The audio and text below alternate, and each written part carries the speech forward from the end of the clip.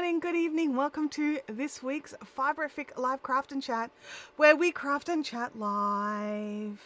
Abby says that I yell when I'm live streaming. I didn't realize I did. Apparently I do. So if I'm yelling, you kind of got to let me know. I do have the little heater on. I'm about to actually turn it off. It's just gotten just, you know, when you just get to that oh yeah, this is the warmth. I think I've just gotten there. Okay, so lots to chat about today. Lots and lots to chat about today. First things first, I'm a bit under the weather. So I don't actually have a cold, but my allergies are playing up, which in turn is setting my asthma off. So it's breathing fun. Breathing is fun. Hang on, I'm going to turn this off. There we go. That's quieter. Oops. Now I've lost my footstool. I was all comfy. Now I'm not. So yeah, so, you know, if I start coughing or something like that, please bear with. I'll try to mute as fast as I can. But, you know, human. This person here. Human. Okay, excuse me. So the first cab off the rank is, some of you have noticed the little crowns, right? The little crowns that are appearing, the little purple bullet and the little crown with the number in it. So this is a YouTube thing. It's called Leaderboard, and it basically gives points to people who comment the most. Now, it's still a little bit in beta. Some channels have it, some channels don't. I didn't realize I had it until today. I didn't have it last week, but I've seen other channels having it for weeks and weeks. So it's slowly rolling out, getting out to more and more channels. I haven't decided if we'll keep it or not. I know I can go in and turn it off. And you as an individual can opt out of it. So there are ways to opt out. If you click on the I had them on my Monday stream. Yeah, but not here last week. But yeah, look, I'm in two minds about this. I'm just going to put my YouTube hat thing on. I liked it a few weeks ago. I thought it was fun. It encouraged conversation.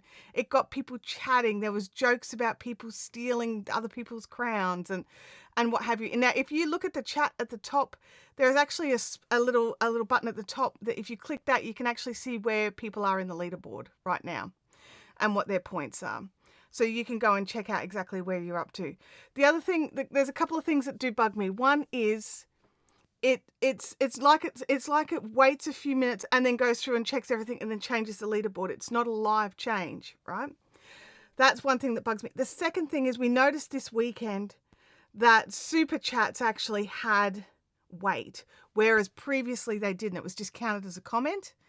Now super chats have weight. And I don't like that. That makes it pay to play, as far as I'm concerned. And if I had have realized that this channel had it, I probably would have turned it off. It's useful for something like if you wanted to do a giveaway or something like that, but you wanted to give away to somebody who was actually interactive in your chat, not just someone who happened to jump in that 1 second that you know you were doing the giveaway. I think it's really useful for that sort of thing. But for most people, as far as I can tell, they're going to be, it's going to be kind of meaningless. It's not going to be, there's not a prize. There's not anything to gain out of it other than, you know, I've got the crown. So a little bit of kudos. I think it's actually more fun for some other types of channels than ours. So probably after this stream, I will go in and turn it off. So have some fun with it today. I'm probably gonna turn it off. If I had have realized it was there, I would have turned it off beforehand, because I don't think it suits our sort of thing, personally. Now, I have cups. I've actually got a Yeti water bottle down next to my foot. I've got Yeti coffee, and I have a big Yeti tea. Speaking of coffee, I'm going to have a little bit.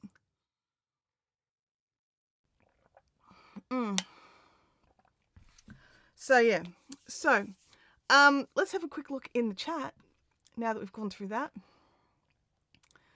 Kelly is here. Really looking forward to today's chat. Me too, Kelly. Me too. Leanne is also in here as well, and Vampire and Francis. Holly's jumping in. Bianca has made it. Leanne saying good morning to all of the Fibrifians coming on board. And hit that thumbs up. So please, yes, hit that thumbs up. I feel like I'm quite low. I'm gonna, there we go. That was weird. I felt like I was like peeking out. I felt very short.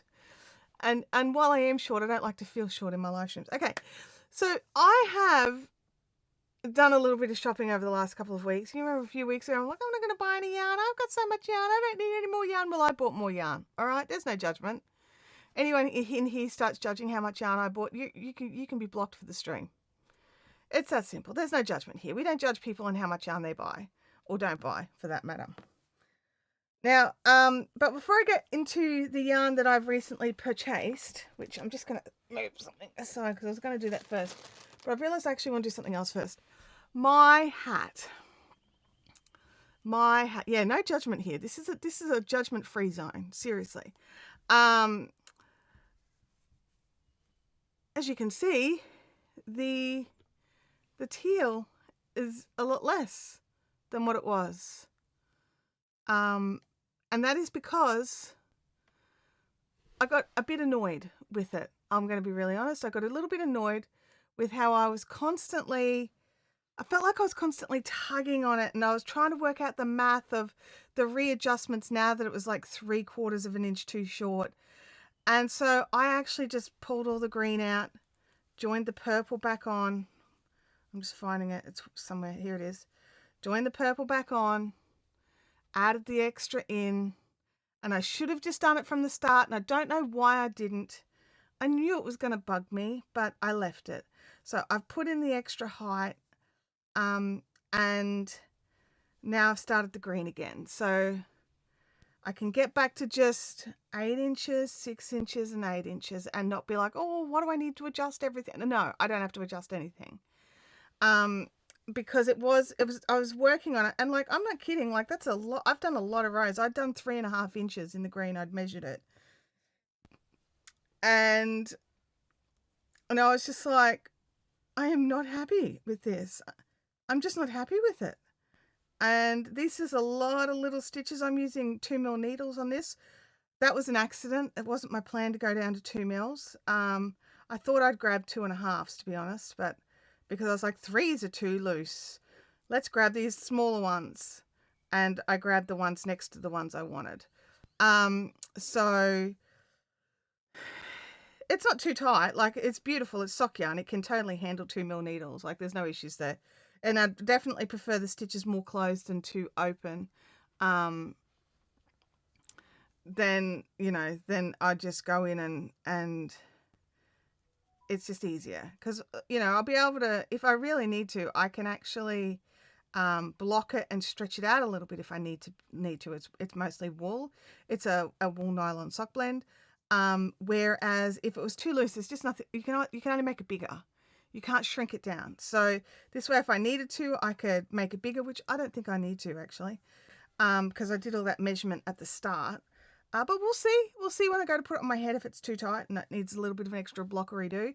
So that's where I'm up to with this one. Basically, I've pulled back 3.5 inches, knit up I think I added on just over 3/4 of an inch. I think I put in like an extra row or two than I really needed to, because my brain was overcompensating. Like, let's be honest, that's exactly what it was. I was overcompensating for making it too short last time, because I still have no idea how I made it too short, because I swear I measured it over and over and over and over and over again.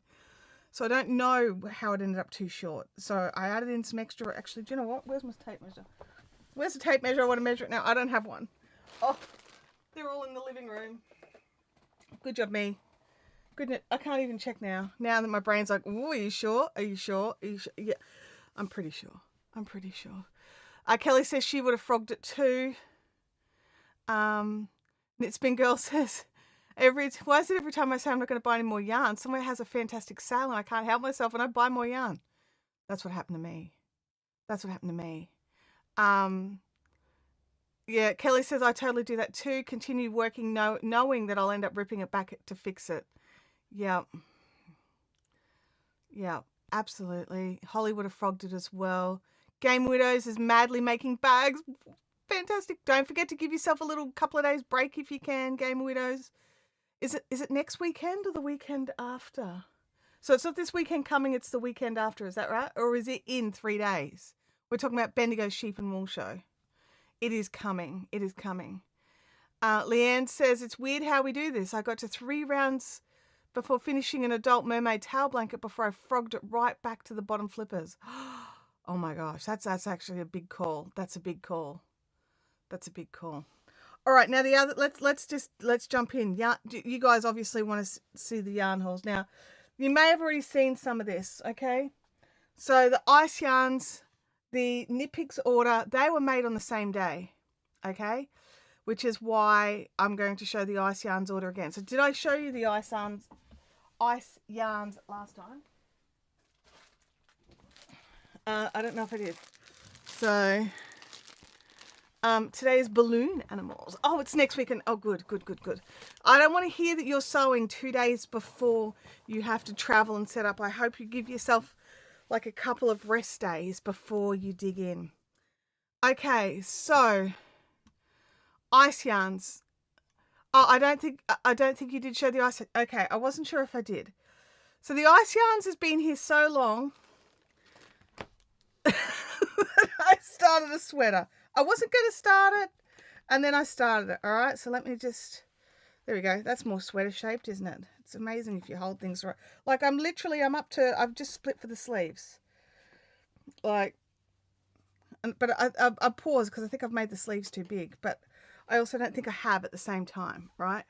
So this is ice yarns. It's called Linen Viscot.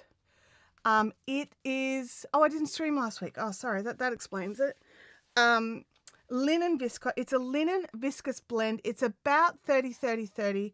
I think, what is it? It's 30% linen, 34% cotton, and that printing's really awful. Something percent, whatever's left in viscous. So that's what's that's 64. So 30, I don't know, whatever the leftover is, it's in viscous. It feels amazing. It feels absolutely amazing. I was so dubious. I really was. I was like, I was annoyed at Hobby, and I wanted a nice, pretty linen blend yarn or cotton blend yarn that was lovely, and I spotted this one. Now with ice yarns, I also bought a second color. So I bought just a plain, it comes in both, you know, variegated colors, and it has some solid colors as well. So I bought 3 packs of each. So the thing with the ice yarns, and if Claire was here, I'd ask her to drop her affiliate link. So bear with me. I don't have one, but Claire's got one. If you want to go and check out ice yarns, I will see if I can dig it out. She sent it to, I used hers when I ordered mine. It feels unbelievable. Like, it feels so gorgeous. Now this particular one, 100 grams is how many meters? I can't remember. Is it written on there? It just says 100 grams, 270 meters. So right now I'm actually just doing, it is the Pride sweater still. I'm still on the Pride sweater. I love the Pride sweater. Let me just put that up. Stop the crackling. I love the Pride sweater. So I'm just using the Pride sweater without the color work from their pattern, with the other style of increases that we were doing, where it looks like, you know, it's like, it reminds me of the like when you pull a stitch back for when you're doing wrap and turns, German wrap and turns, German short rows. It looks like that. So, but you knit into both. I don't know what that increase is called, but the one that we were using the other week. So I've done that. I did a twisted rib for the neckband instead of a standard rib. They're the only changes I've made. Oh, plus some sizing changes for the shoulders to fit over my big arms, right? So I've got a feeling it's going to be a little bit looser than usual in my arms, but I can actually live with that for a change. I was tossing up whether or not to pull it back and fix it up, but I think I'm actually going to leave it. I'd rather a little bit of extra space than not enough space, let's be honest. So I was watching some really interesting tutorials about how a lot of people, when they want extra space in their arm, they just actually increase at this bottom point where you've got to, where you put on the extra stitches. And that's what I've done historically, and it's never quite fit right. And then I've had to do more shaping in the body. And what it is you actually have to get your increases in this section, or at least the majority of your increases in this section, so they're actually at the top of your arm. Otherwise it changes the shape of your body. Anyway, I've been learning about that. So this is the ice yarns. Now, one thing I will say about ice yarns, before you go and look at the website, before you have a heart attack, they only use FedEx for shipping. Therefore, you are paying FedEx prices for shipping. But before you go, oh gosh, there's no point where you get to a free shipping. I tried. There's no point at which you will get to free shipping. It just goes up and up and up and up and up. But what I will say, and I was going to grab just double check my credit card information and find out exactly how much I ended up paying in Australian dollars, because it was still good value is where I'm getting at. Let me look. It's like, oh, you probably paid this one with PayPal. Let me find a credit card. That's it.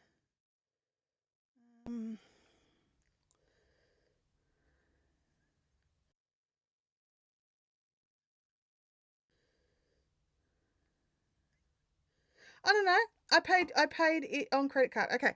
So to get 12 balls of this colorway and 12 balls of this colorway, my credit card was charged $216. I'm like, where's the calculator? On my phone. Calculator. 216 divided into 24. These came out at $9 a ball. Now, I don't know about you, but I actually think that's great value for linen cotton blend. I've paid considerably more for smaller balls of linen cotton. These 100-gram balls for $9. And that was FedEx. So I ordered it. I think it'll be on the credit card thing.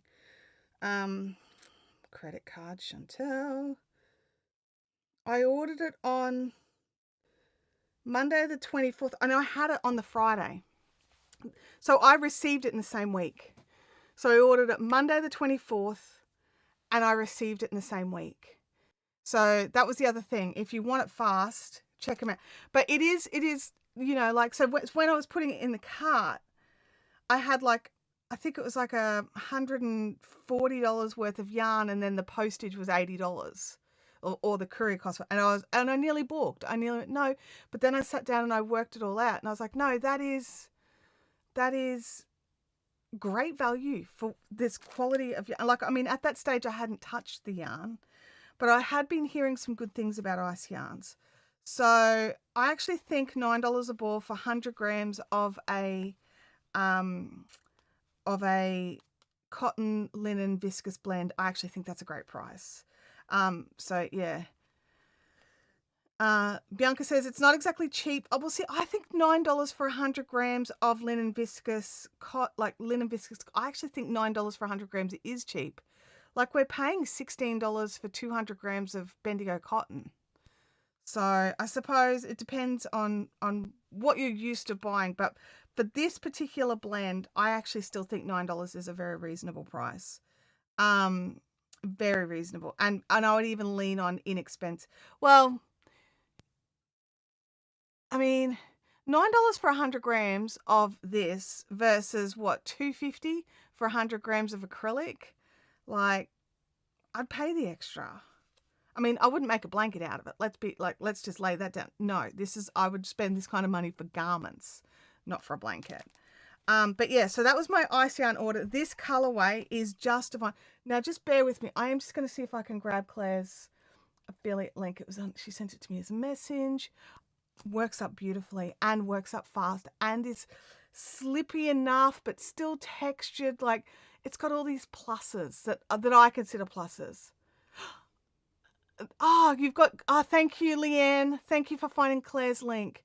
Appreciate that. So this is Crochet with Claire's affiliate link. I don't have an affiliate for Ice Yarns. And if somebody is going to get some extra cash out of this, Claire put me onto Ice Yarns. Like, let's just share that love back. If you decide that you want some, and they've got other yarns. This wasn't the cheapest one there. There were others there, but this is the one I wanted. So, yeah. Let's have a look here. Definitely clothing worthy. I think so. Good morning, Deb. How are you going? Game Widow says you need to consider the value of the enjoyment of the yarn whilst making the garment, then the longevity of the wearing. See, and I don't have that information just yet. Although it is linen, cotton, and viscose, I can imagine it would last. But working with this yarn, and these stripes, like see this? See how this looks like I did this on purpose? I didn't do that on purpose. There's some short rows at the back that just used up the last of the color. And it just happened to lay out that way. It was a fluke that I'm happy with. It was totally fluky. And I also understand that, see how the colors got thinner and thinner and thinner, and they'll get thicker back again as the body grows. So that's the downside of self-striping yarns, is especially for like the top down, like raglans and yokes and things like that, is the stripes do get wider and wider and wider. And then when you split for the body, they get thicker again. So that was something I knew before I even started. So I was just like, you know what? I can live with that. And then I saw them like this, and I still love them. And it is a pleasure to knit. It is an absolute joy to knit. Oh yeah, it as long as that, like, it'll just get you there. It'll just get you to the website with your cookie attached, so Claire gets the income. Knitspin Girl says, I picked up a kilo of 80% acrylic, 20% wool in a really pretty blue from Spotty, 37 on Tuesday. Oh, that's awesome. You got in on that sale. I filled the cart on the Spotlight sale, and then I closed it and walked away because there's more. There's more I'd already bought. So on the same day that I put in this Ice Yarns order, I also hit the Knit Pick summer sale. Now, if we, like, let me just check the date, because I told you the day. Like, I ordered Monday, received it Friday. So let's just look at the dates here. I ordered it on Monday, the 16th of June. Okay. Monday, the 16th of June, and received it later that week. On the same day, actually before I ordered the Ice Yarns, I put the Knit Picks order in first, which is why I felt guilty about this spend. I also ordered from Knit Picks. Now, I'm going to crinkle for just a second while I move some stuff.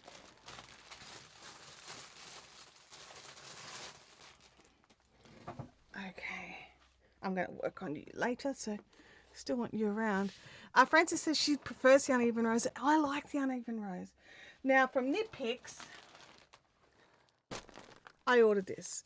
It was in their sale, so everything was on special. These were like $2.50 a ball. So I picked up 3 different colors. I got 100 grams of each. I saw this one and it was like, this says Abby to me, but I figured I also liked this one as well. And I figured if she didn't like this one, she might like this one. And I got this one for something for Tim. I opened up the bag and she tried to steal these. So at least I'm beginning to understand her colors now. So that is good too. These actually surprisingly nice. I've had the Knit Picks. The point I wanted to make about the Knit Picks is it arrived yesterday. It was ordered back in June and it arrived yesterday. So, you know, thanks Knit Picks. Admittedly, I got free postage on Knit Picks. It was apparently coming via DHL, but DHL dumped it back to Aramax when it got to Australia. So, of course, my local Aramax driver is an absolute tool and is useless as tits on a bull, honestly. I've watched them just hoik stuff over the fence. They've got a malfunctioning horn on their car their van that they think works, and it goes. It's like, oh, I tried. And you've got like 4 seconds to come out before you just watch your parcels sail over the fence. Doesn't matter what it says on it. And also, I received a notification the day before saying, oh, sorry, we couldn't deliver because of an invalid address. What it was is they just didn't get here in time. It wasn't an invalid address. There was someone home all day and they just didn't make it. So rather than, do something on their end that would make it look bad for them as the driver, they decided to lie on their paperwork, which bugs me so much. So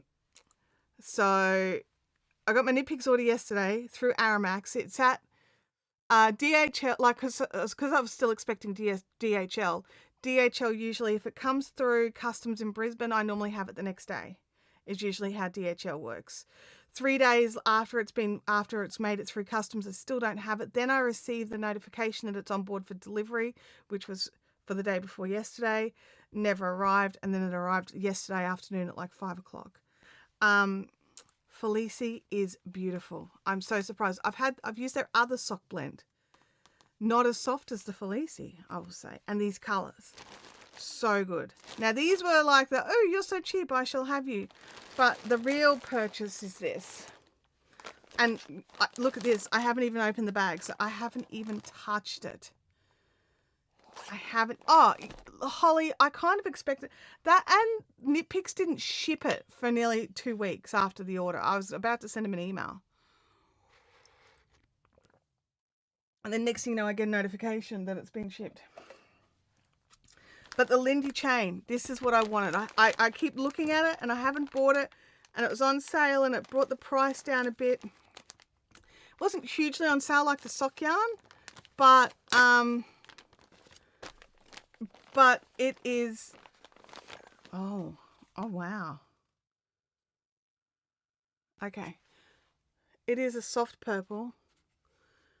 It's 70% linen, 30% cotton. And it is a chainette. It's just a straight up chainette. Can you see that? Do we have any meterage?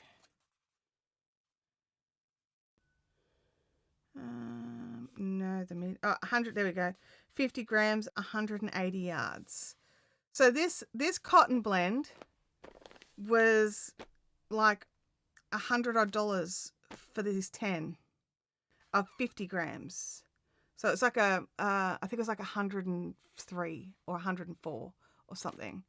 Frankie, oh, you've got your spotlight order. So good to see.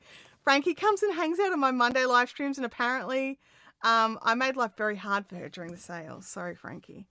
But yeah, so this is, this is going to make a beautiful top. It really is.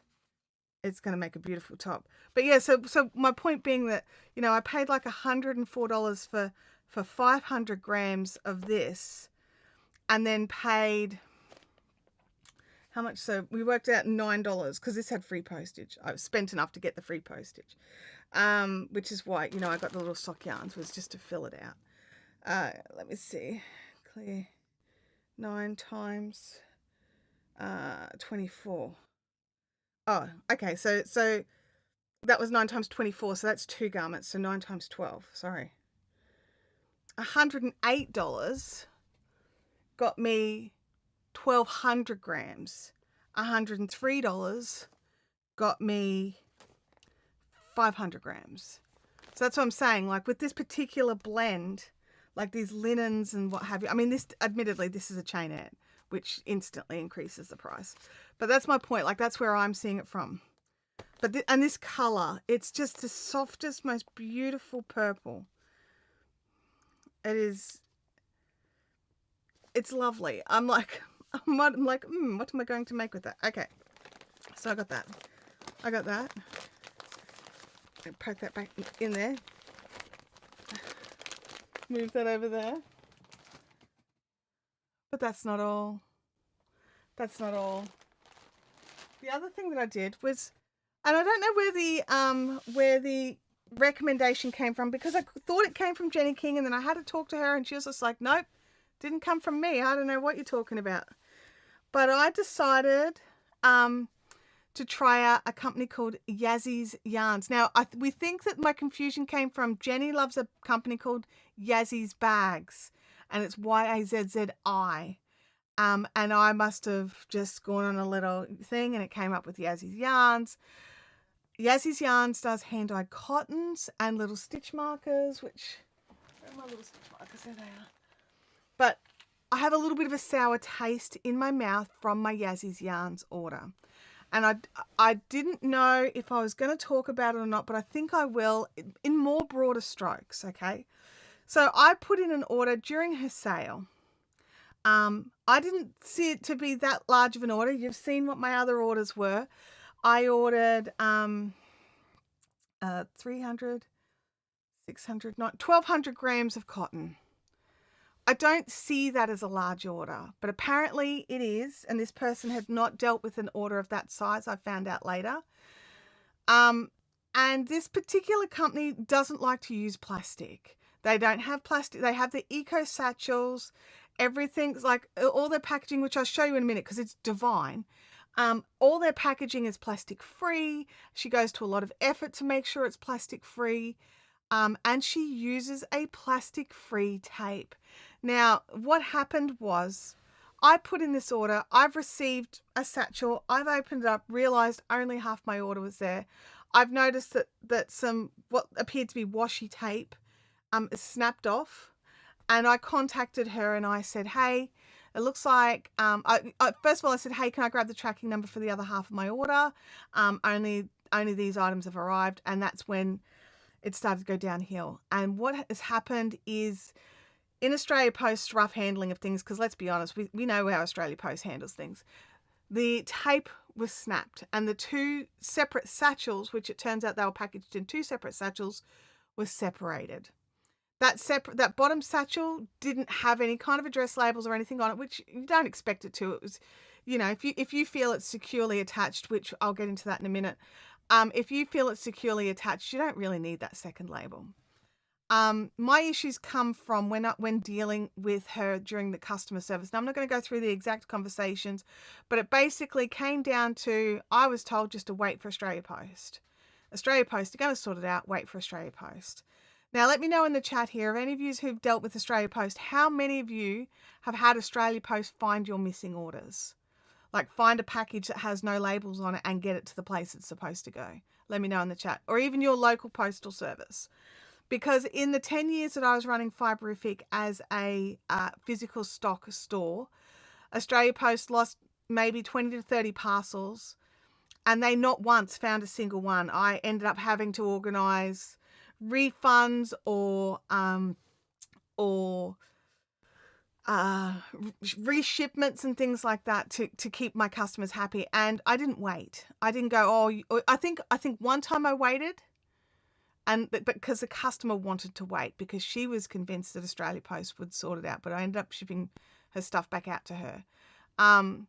And it's part of business, right? You sometimes have to wear the cost. That's what you have to think of when you're putting your pricing in. You have to think about that, not just the cost of the item, but also the cost of running business.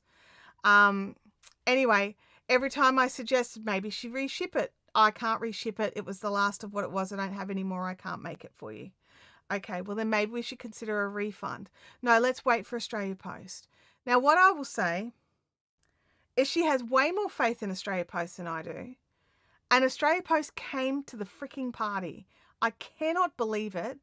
But yesterday morning, Australia Post delivered the other half of the parcel. So it came about, I want to say approximately a week. Approximately a week before it got to me. And Chintami, absolutely. Unlabeled package, you have Buckley's. It was a black satchel. And I think the giveaway was that there was some of that very distinctive tape attached to it. And the other advantage for me is they obviously opened the satchel and looked inside of it, and inside of it was the receipt with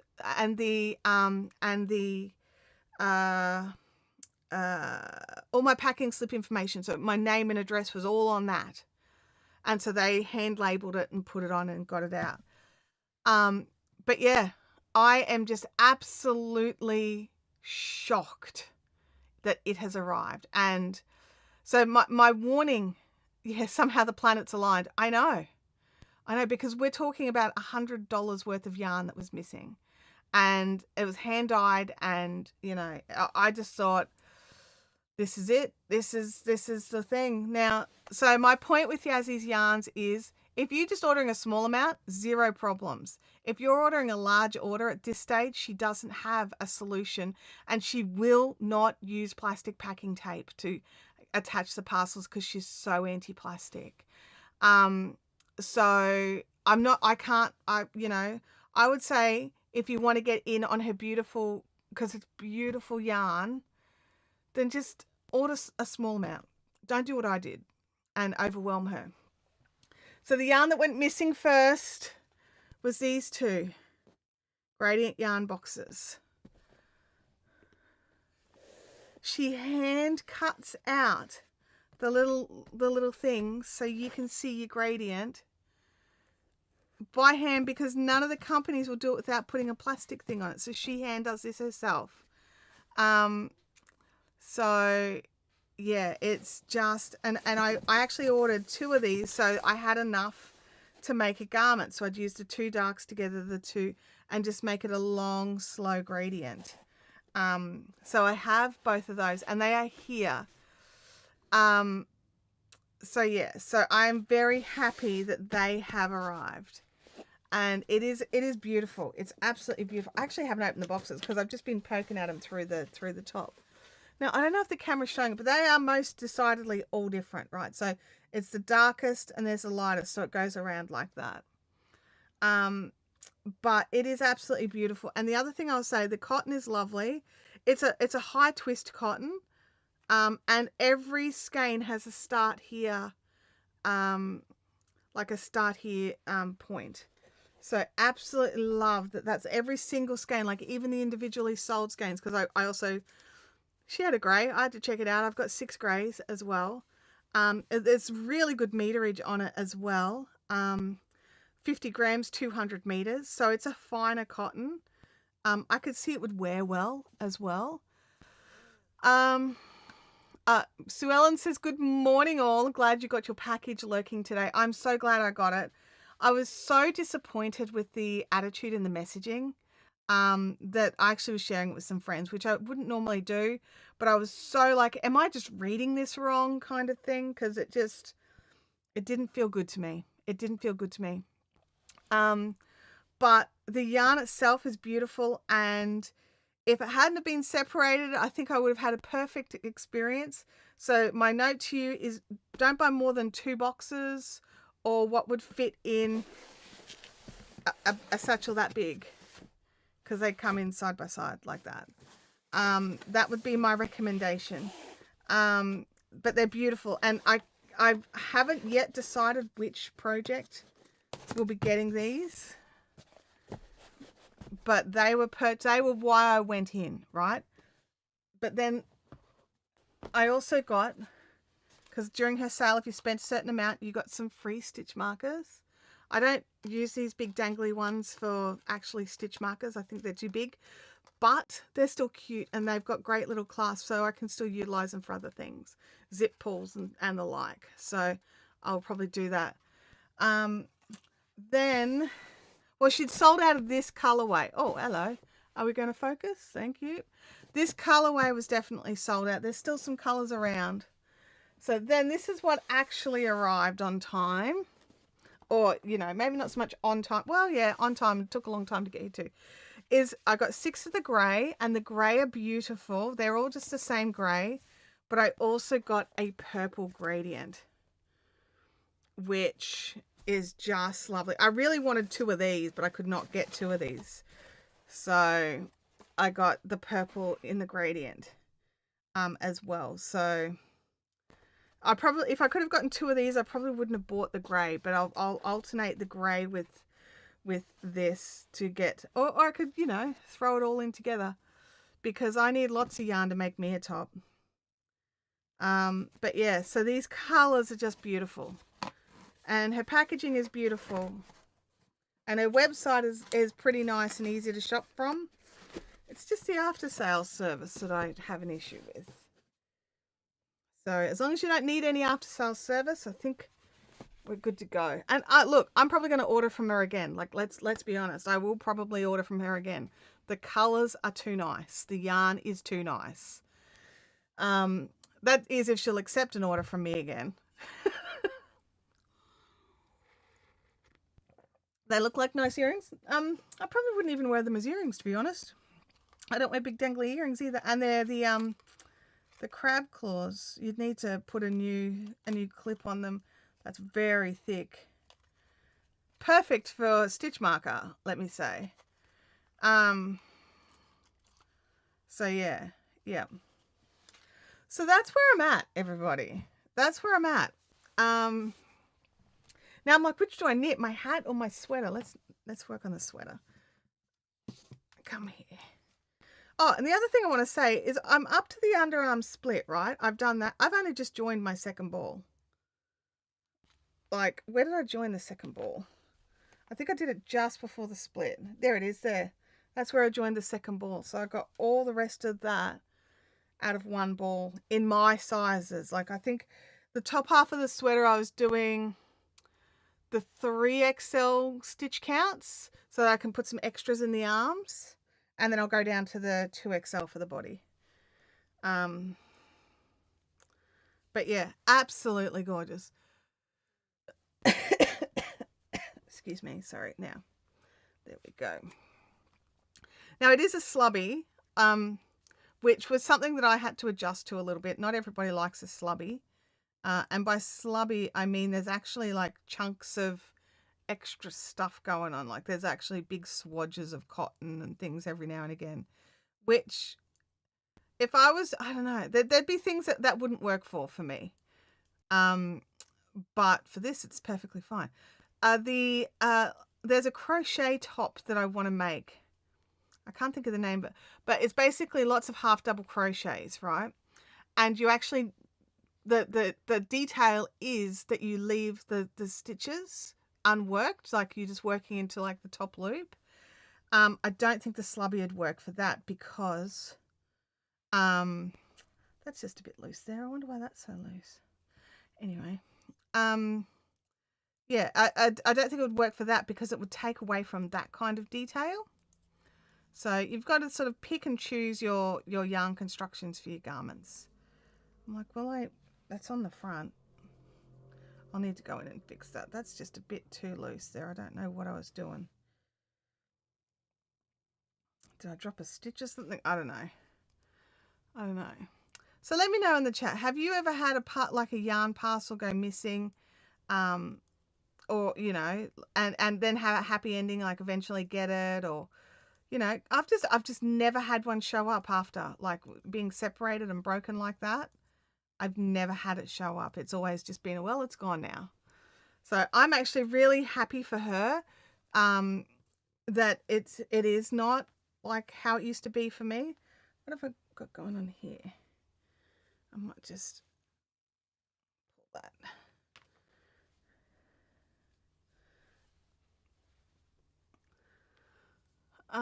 So yeah, so that's where I'm at. I'm like looking around like, did I order any other yarn? I don't believe I did order any other yarn. We've got a Louie. Will it work? Will it work? It was disconnected and I had to reconnect it, so just bear with me. Is it that one? Nope. That's the other one. It hasn't got it connected for whatever reason. Let me just... There we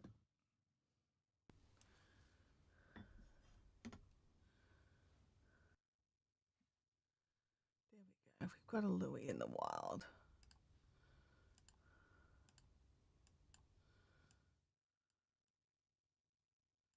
He's sleeping. We don't have as much. There we go. All right. Keep knitting. Oh, lost my stitch. Good job, me. Alrighty. Oh.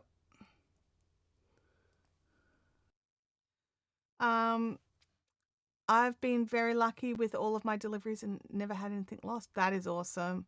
Sandy Dandy, so good to see you. Not lost parcels, though, a few deliveries to the wrong address. Oh, I had an Amazon delivery that went to my street number and street name, but clear the other side of town, like totally different suburb.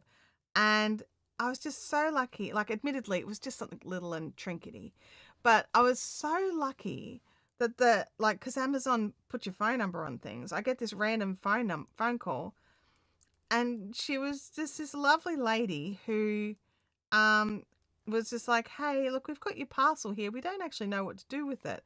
We've looked up like your address, and you're very far away. Otherwise, we'd just drop it around, but like easily an hour away."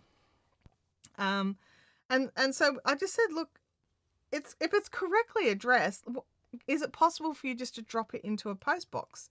Hopefully, they'll get it right the second time around." And it arrived. So I sent her a text message, just like, "It's here." It was just a pop socket for a phone. It wasn't anything of value, but um, you know, it's the the meaning of the thing. Oh dear. I set off my own allergies yesterday. I went digging looking for something and ended up like setting off a lot of dust I didn't realize was there. And I've got a really bad dust allergy, and I'm sort of like really like I was really struggling to breathe at one stage. I'm like, what on earth? And then I realized what I've done, and it took me a good minute, right? Maybe half an hour for me to realize that because I'm thinking, geez, my asthma's really bad. I'm gonna have to go and find a Ventolin. And then I realized what I'd done, and I went and grabbed some antihistamine spray instead. Half an hour later, feeling fine again, mostly. But this morning I've woken up a bit not awesome. So, but it happens. It happens. Oh yes, Sandy, that was amazing. I was so lucky with that particular instance. Francis says, "I'm in a unit 3. I once received my neighbour's Woolies delivery. It wasn't labelled at all, so I had no idea. It was just left at my door. Luckily, my neighbour came knocking." Gosh. Frankie says, "I had a notice of delivery once. Photos showed not my porch. Got in the car and found the truck and stopped them. They said they thought they knew where it was, so they went back to look for it and found it." Yeah, because see, there's a lot of instances where people will get the wrong parcel, and there are people who just go, "Win for me," rather than actually try and sort it out. With the Woolies delivery, I mean, I remember many, many years ago, like when I was a teenager, my aunt and I had done the grocery shopping, and you could organise, like, you remember, I don't know if you can still do it, but you know how you do your own shopping and then organise for Woolies to deliver it later? When she got her shopping, there was all this extra cold stuff, all like meat and frozen things that she hadn't ordered, and she contacted the store to say, "Hey, look, I've left it in the bags, but I've put it all in the freezer. What do you want to do with it?" And they were just like, "Well, you keep it. We'll organize a refund for the customer when we work out who the customer is." Because like they had stickers with numbers on the bags, but it was her numbers. They'd actually given her the stickers. So somebody's going to get they had to sort of wait until somebody got their order and it wasn't right and go from there.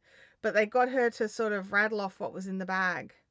So I've got myself a snarl. Good job, me. But yeah, she ended up scoring. I think we sat down and worked it out, and she ended up scoring like something like $150 worth of like meat products and frozen things that she was on a single parent's pension at the time and couldn't afford any of these sorts of things, so it was a real little boost for her. So it was pretty lucky. And they were all things that she would eat as well. That's the other bonus. And that was, I remember that was something the Woolies people said, "Well, like, will you use it? Like we can't come and take it back off you and give it back to the customer now. But, will you be able to find homes for it all, or will you use it?" And she was like, "Oh, absolutely, if I'm allowed."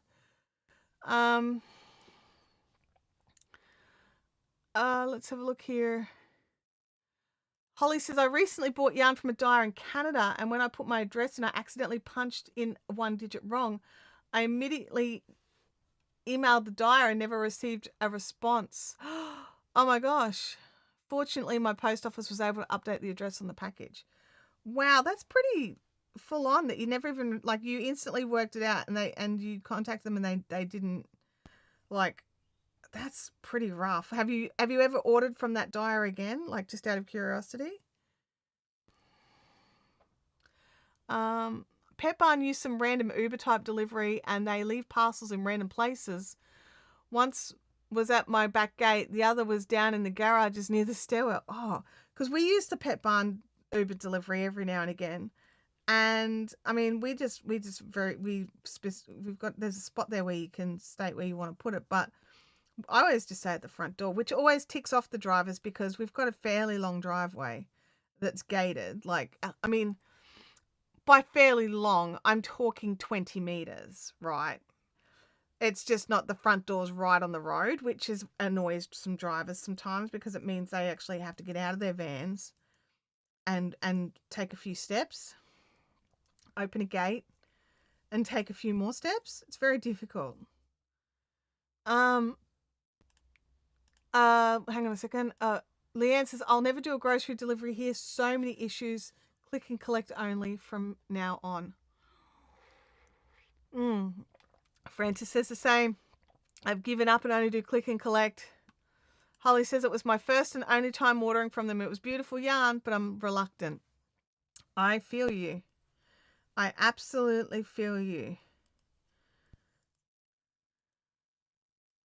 Beautiful yarn, but the customer service. And the thing is, like, you owned that you made a mistake, right? Like, you're not like, oh my God, you've done the wrong thing. No. You said, hey, look, I've done something wrong here. Can we just confirm my order? I think I've put the wrong address on. And just to crickets, that'd be so frustrating. So frustrating.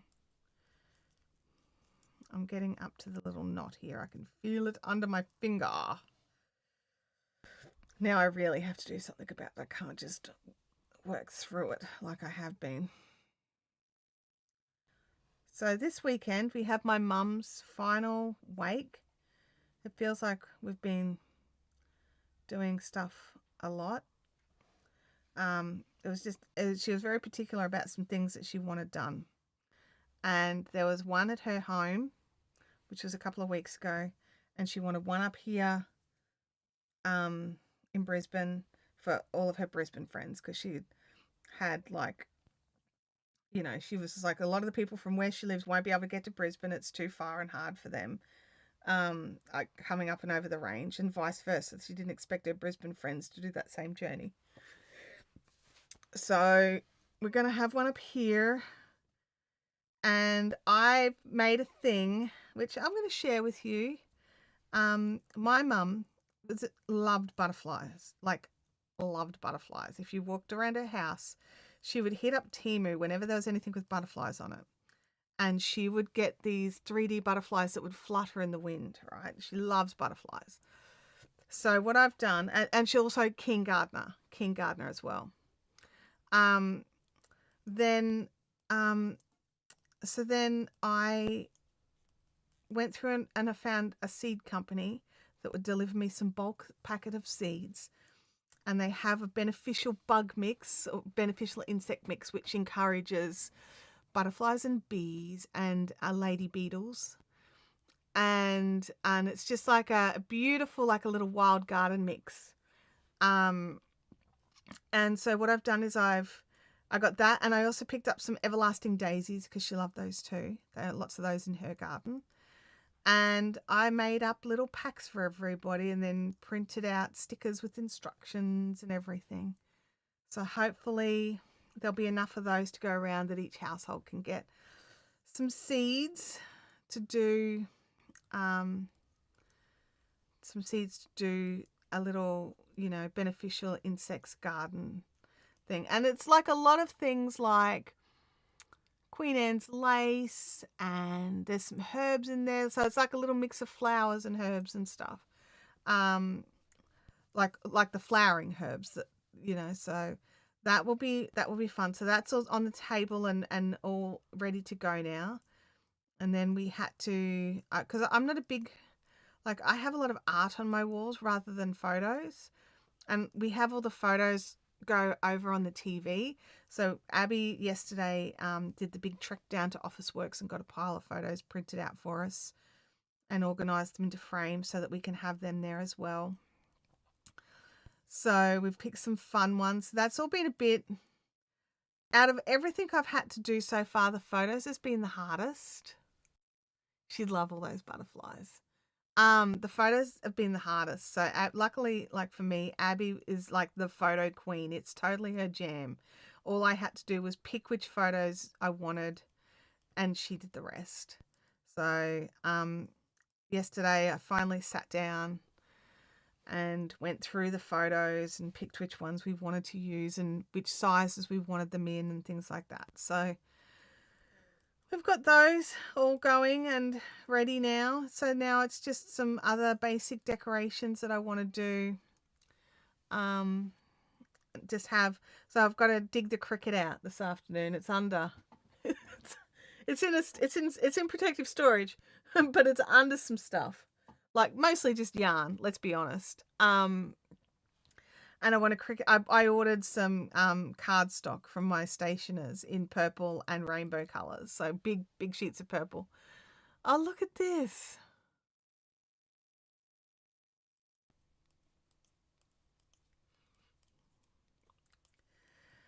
So I'm going to cricket out some butterflies that my cousin sent me the files for, which is a 2-piece thing. So it's like a plain background and then the middle is cut out and then you glue it and then you fold them so it looks like the wings are 3D. Anyway, so that's a job for today. You guys make me cry. I'm trying really hard not to look now, but it is beautiful and I very much appreciate it. So yeah, we're just getting there and it just feels like it's feeling very, I don't know. Lots of people are coming and it'll be good. It'll be good. Right now I'm working on a new project, believe it or not, Sandy. So a yarn order came and I'm like, oh my God. And I had to just start knitting with it straight away. This is the Pride sweater. So it's the same pattern that I've been using for the light blue top that I want to make. Except I'm now using, the blue one's still there. I haven't pulled it out. I've just put it aside. Except now I'm using some of my beautiful ice yarns that arrived. And this is the linen viscose, which is a linen viscose and cotton blend, which I'm just in love with. It's self-striping and it feels amazing. It actually feels cool to the touch a little bit. And I cannot wait to wear it. I think it will be like the absolute perfect summer top. I'm still tossing it up with the sleeves, whether I make them longer sleeves or shorter sleeves. And I'm thinking because I don't know if you can see how I've got like my long sleeve t-shirts that I live in when the temperature's a bit cooler, and then when it's cold I have my normal length t-shirts. I'm tossing up whether or not to make this one of my longer sleeve t-shirt sort of style, because I've got well enough yarn. I really thought I would need a lot more yarn than what I've needed. This is the second ball and there's still this much of it left. So, and I've already split for the underarms, so it'll go further than it did in the body, in the shoulders. Oh yes, I'll absolutely order from Ice again. Absolutely, there is no doubt in my mind. I will order from them again. Not for a bit. I think I've got enough yarn for a little bit. I've got some guilt over how much yarn I may have purchased. I'm like, oh no, I can't buy a new sewing machine. I don't have that kind of money, but instead I'll spend that exact same amount of money on yarn from various companies. So, my brain works really well. The colours are divine. The colours are just, that blue is just such a beautiful indigo. Yeah, so second ball, and I split for the sleeves just there. And I also have made, the top half of it is in the 3XL of the pattern. I think it's the 3XL of the pattern. And then when I did this, I did all the mathing up. And when I've done the split, I've got the right number of stitches for a 2XL body, because that's what I need. I just needed extra stitches in my arms. So it's going such a long, and I have 12 balls. So it's going such a long way. I'll definitely have enough yarn for good sleeves. And And if I need to make any adjustments to sort of widen it out over my hips or anything like that, I've got plenty enough yarn to do that. So, yeah. Sandy says, I'm guilty just as you. Yeah. It's like, oh, yes, I can't do this other thing, but I'll do this instead and spend the exact same amount of money. Yeah, Holly, I'm the same, like I do like a good self-striping yarn, but they're hard to get. This one is beautiful and it's a mirror. So it doesn't matter which side you come at it from. You know how some self-striping yarns, you're like, well, I ended up with the wrong colors going the wrong ways. This one's a mirror, like it mirrors here on this blue, on this sort of silverish line. That's where the mirror is, and it goes back to this, then back to, do you know what I mean? So, like if you've got to go hunting to start at the next ball, you just need it to match up to that next section. You don't have to worry about what the next color is. So I really like that about it as well. Lots of things I like about the yarn. And also the solid color. Like, I don't know if you guys all saw the solid color. They've got a few different solid colors, but I picked the purple. And it's just beautiful. It's just a rich, beautiful, deep color. So if you're not into self-striping, you can still have the same yarn and pick a solid color. They do come in packs of 4, so there's like minimum 400 grams. And I bought 3 packs of each color. Because I'm so tired of running out of yarn on a project and not ordering enough yarn for a project. And I keep doing it. I've done it so many times. I'm like, oh, I really like that. I'll make that. And then only to realize, actually, I can't make that because I'm going to have to make it striping to go with this other color that I've got, or color blocking or something, because I didn't buy enough of the single color.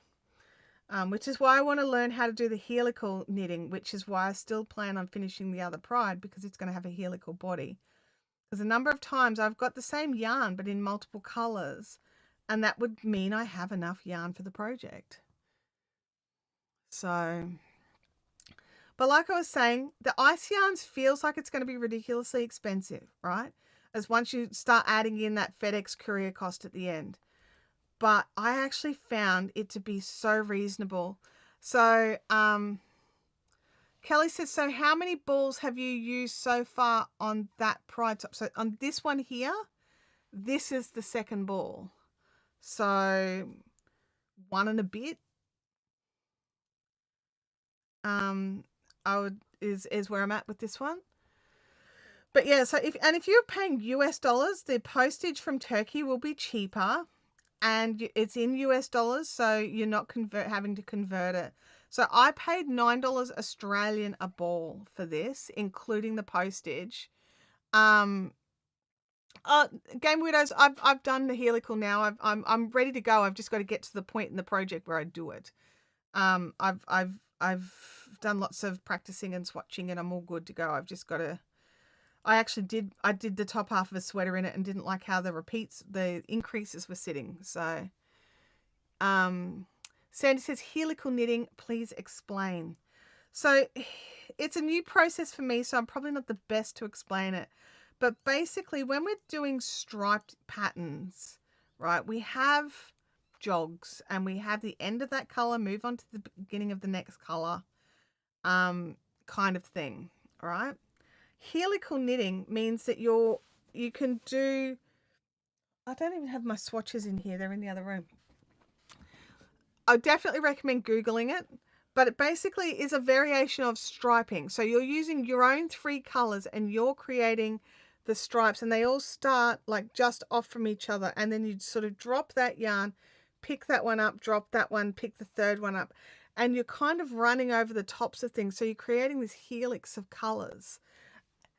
It sounds harder than it is. Explaining it makes it sound hard.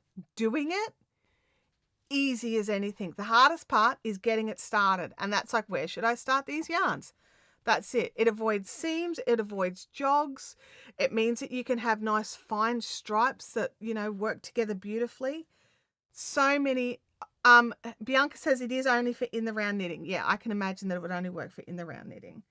But yeah, so it's, but my issue with it was because I was working on it. I probably got a photo of how it looked, but I was working on it on my other Pride sweater, but I started it from just the neckline, but it was looking a bit janky with all the body shaping all the extra body shaping I was doing. And so I decided to start that section actually after I split for the sleeves. So I'm still planning on doing that. I'm just not up to that yet, funnily enough. And yet I'm up to it on this one. That's how much I like this yarn. My hands just want to work with it all the time.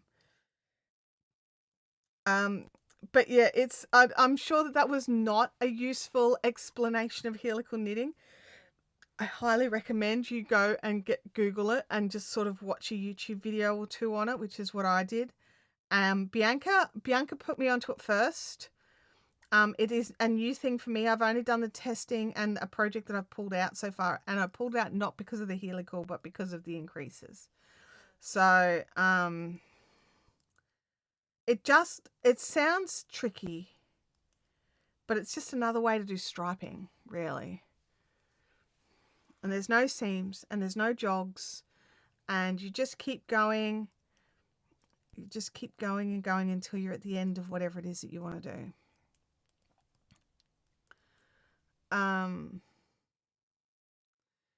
Bianca says it's a really good method for when you have to alternate hand-dyed yarn to avoid color pooling. Sandy says, I believe you. I'm going to check it out. Yeah, like I think it's a really super duper way to do a lot of things. It's not a new thing. It's just new for me. Some of the videos I was watching were like 10 years old. And even they were saying not a new thing, it's just new for them. And you're like, okay. So it's one of those techniques that kind of, it may have had another name at a different stage. But helical makes so much sense as to what it is. Game Widow says, another example of me doing a technique was sitting in front of you and you didn't realize. Been doing helical for years for my hand spun jumpers. Yeah, that's the thing. Like, because that's the thing with the helical knitting. It just looks like you're just putting down that yarn and just picking up the next one. You don't realize, like, someone watching you is not like, oh, wow, what is that technique? And when you're looking at the finished garment, you're not like, oh, wow, look at how nice that's at, that particular technique. It just looks good. It did its job and now it looks great.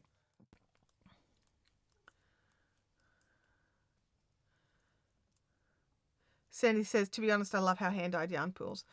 Look, I do and I don't. Like, I don't mind the pooling of hand-dyed yarn. It's when there's a slight difference in the colours. And it's not just hand-dyed, it's all yarns. Like, I even noticed the difference in the brightness of the blues from the first ball to the second ball here. I don't care, but it's just, these are from the same batch of yarn. But sometimes colours are just slightly different. And having it so that you don't have like blocks of the different colors, I think works really well. Like, how many of us here have made a garment or an item and had to moved on to your second ball, blah blah, moved on to your third ball, and realized there was very distinctive like tonal shifts in those colors. Like, I've made a bag where I was just like, well, I just left it. I was just like, whatever, I don't care, it's a bag. But after that I was a bit more aware. Grace O'Neill has a great video on the technique. Awesome. Thanks, Game Widows. I'll check that out as well. I can't remember who I watched. I watched a pile of things. I can't remember who I watched though. Like, seriously, how much do we love YouTube for being able to go and just learn a technique? Like, I mean, I love doing an in-person class, but there's just not that many around here. And probably not when I want to do it, like in the middle of the night when I'm, should be asleep, but I've decided I need to understand this thing better. Just classes on demand of all these different amazing techniques. Kind of love it. Kind of obsessed with it, really.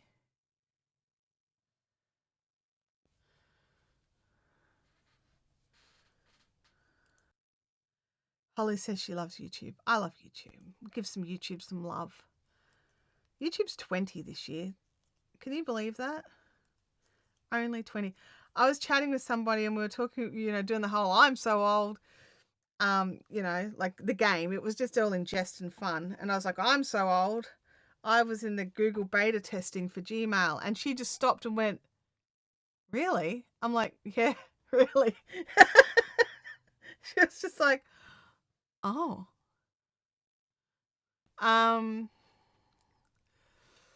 Game Winner says it's also not wanting to do an hour-long class for a technique that takes 5 minutes. Yeah, there's that as well. Leanne says, I know the YouTube. Oh, man. Oh, we did a survey a while back wanting to work out which crochet language people use predominantly, whether it was the USA or whether it was the English, Australian, British version, right? And the number of people that added in, I learned, I know the YouTube language. And you're just like, oh, but what is that? Like, it's either one of those. Chintami says, and you can rewatch it as many times as you need with YouTube. Absolutely. That's the other thing. And if you forget how to do something, you can always just go back and no one's judging you because you forgot how to do the thing in your own tutorial. I mean, that's never happened. It's totally happened.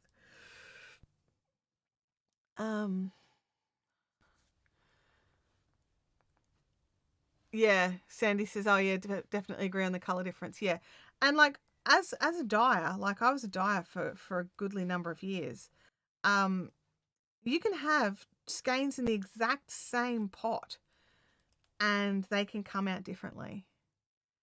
It could just be any number of things. It could change it up. Just a little hint, just a little smidgy dash.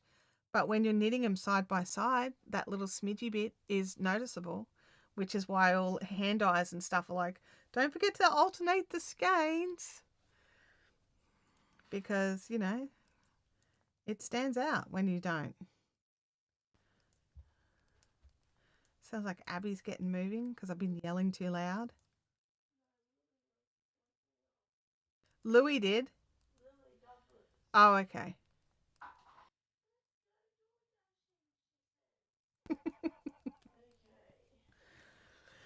Abby's awake.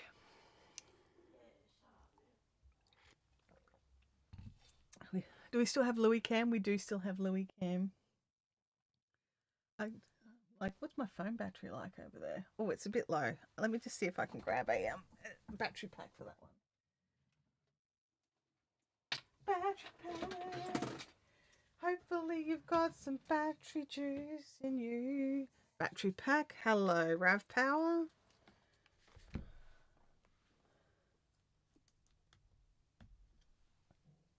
Well, it's charging.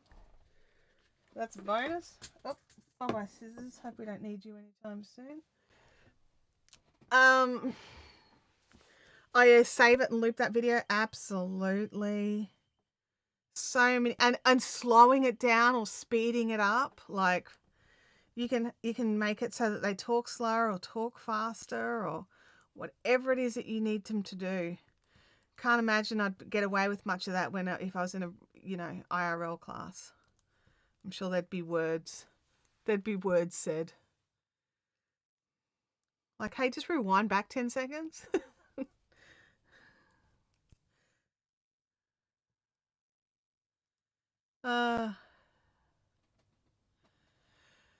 Leanne says, I'd be sad if I used my fibrific yarn and had none left. They're like my little treasures and you can't not have them. Aww.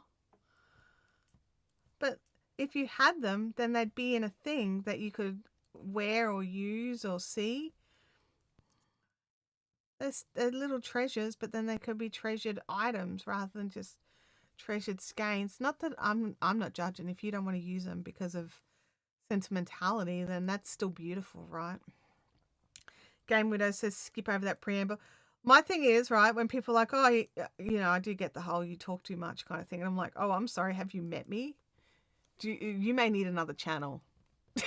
This channel may not be the fit for you. It may not be. Yeah, the knowledge that there's no more skeins to be used, that would be hard. That would be hard. Because I totally understand it. I've been hoarding I've got a couple left, And do you know that what I went through in my brain to actually use up one of my full skeins of Moran on this hat? It was just like, do I really want to do this? Is this really what I want to use this for? I could save it. I could save it.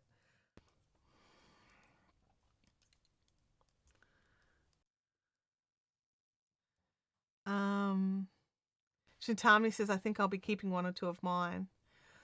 Miss Bingel says, I only have 3 skeins of sunflower in my stash and I'm hoarding them. Oh, you guys.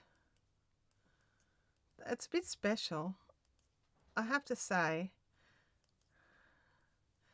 I've got yarn from dyers who are friends that I've not used because it's the last skein and they don't dye anymore. It's definitely one of those industries that you know, unless you make it super big like L'Abbaye en Army or something like that, where you actually have a team of dyers doing the dyeing for them. But all the little single person dyers, they don't do it forever. There's a you know, there's a life cycle. It's hard on the body. So if you love a dyer, get as much of your yarn as you can while they're dyeing, because they will stop. That same spot again. I keep coming like, I'm like, what can I do to fix that? I just need to, you know, pull some tension through some of the other stitches around it, I think. I might even just quickly just do that. Where's DPN? Because I keep hitting it and going, what's wrong with that spot? Oh, that. And I keep thinking it must be where there's a join, but there's no join there. It's just bad knitting. Look at this. Look how loose that is there.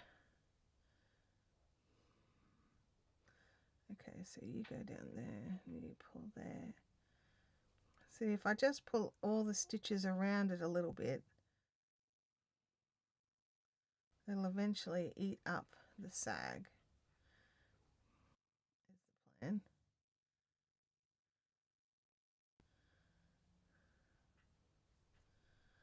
Is it better? Yeah, that's better. It's not perfect, but it's. I had to actually look for where the mistake was now. It's not perfect, but it's definitely better. What is your go there? Just different colours sitting in different spots.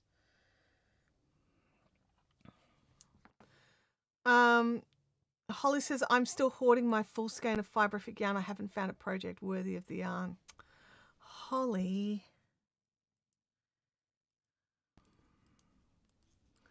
There are people, there are 2 people in the USA that ordered my kits, my hand-dyed kits for the, is it Charlotte's Dream? Hang on, I've got it just here, but it's covered in, oh, in the other purchase that I made that I forgot about. Bendigo had a sale. I bought 4 of those and 4 of these. But the Cotton Crush Polar Sky I thought was different to my existing Cotton Arctic, and it is a little bit different, but not much different in real life. This one's slightly deeper in tone. But yeah, this is all in the way. Hang on.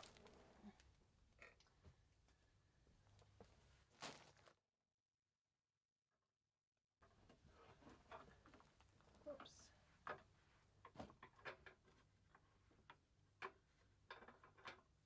Oh, I'm cool on a hook. There we go. I'm going to go to the big camera. So this was a kit that I sold. I had permission from Deirdre Oss to make a kit and sell it.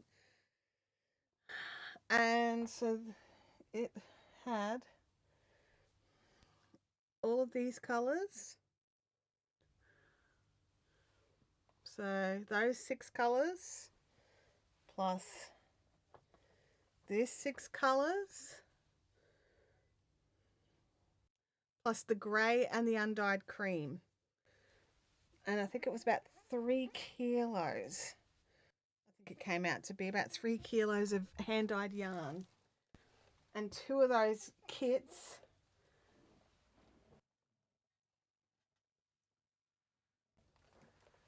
went to the US.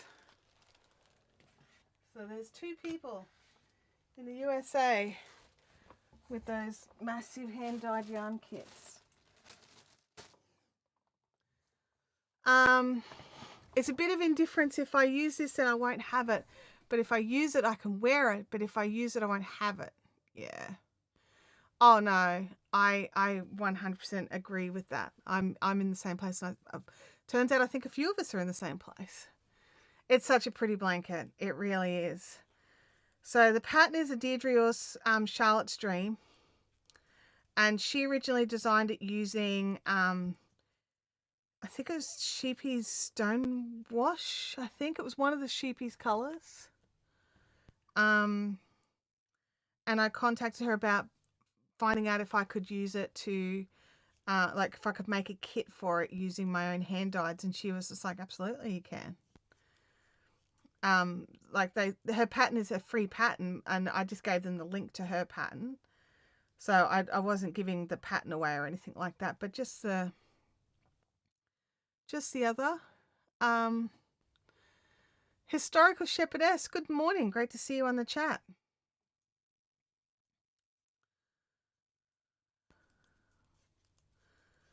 So yeah, lots of things. One thing I wanted to run through with you guys, it's a YouTube based thing. And I've noticed some live streams are coming through with people's handles rather than their display names, and YouTube are testing it out. And I've been chatting with some other people who, know these things. One of them's a guy who works for YouTube.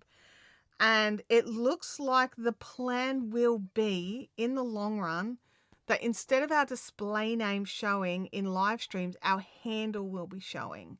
Let me know in the chat if you all know how to change your YouTube handle if you need to. Otherwise, we can have a quick YouTube lesson. Excuse me, YouTube lesson on how to change anything like that. Let's have a look here. That blanket looked really good hanging on the wall at Bendigo, didn't it? Didn't it? It really did. Historical Shepherdess says, finally at work and can get here, Bendy Prep. Oh my gosh. Yeah. Historical Shepherdess, did you have another username by any chance? Because I'm just trying to place you. And I've got a feeling I might know who you are, but I don't want to also put my foot in it. Chintama says, what's the difference? So your channel display name, you can change that. You can play with it. It's something you can have. And it is also what shows up as your oh, it is. I thought it was Wendy. It's Beersheba. Beersheba, who is my absolute favourite fibre supplier in Australia.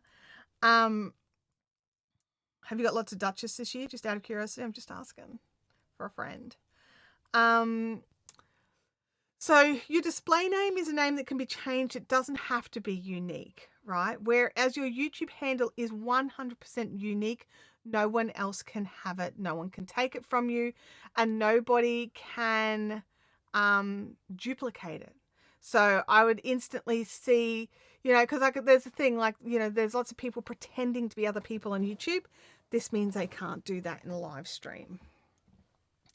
So, yeah, we've got both Wendy from Beersheba or Historical Shepherdess and the Gamer Widows getting ready for their big events, the big Bendigo Sheep and Wool Show. If you are in Australia, it is literally the largest wool event that we have. It makes Rhinebeck look like a little country fair. Let's just go with that.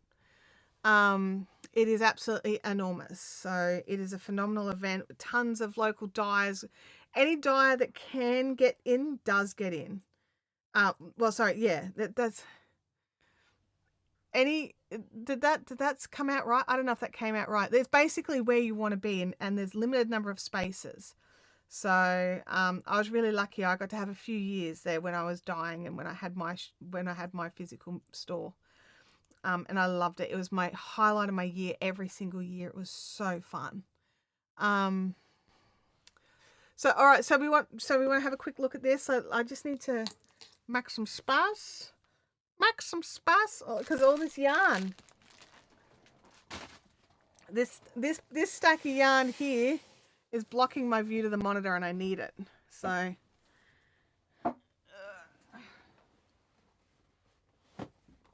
don't eat the yarn, Louie. I need that yarn. It's very important to me. Wait a sec. Did I just see limited Duchess? Limited Duchess. If you want Duchess, you need to get in early. That's what I'm saying. Duchess is divine. It's not to say that the others are not amazing. They are, but the Duchess is divine. It is the Australian fibre event. That's the thing. There's other places and other events that want to be the event, but they are not the event. This is the event. This is what the other places want to grow up and be. Oh, you've got the process run after Bendigo. Okay, well, I'll just wait because I'm not going to Bendigo. I don't want that. So I just need to open up a new YouTube window because I don't want to mess with anything in the stream. YouTube Studio. Okay.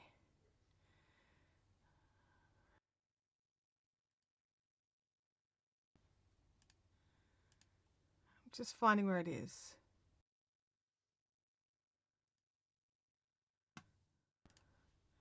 Before I go screen sharing.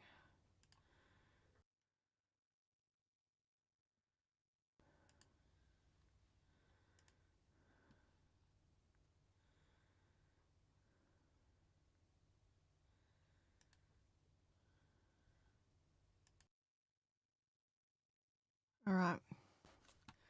Oh, Robin's gift. Oh my gosh, that is the thing. Oh dear. There's biffo happening in the chat.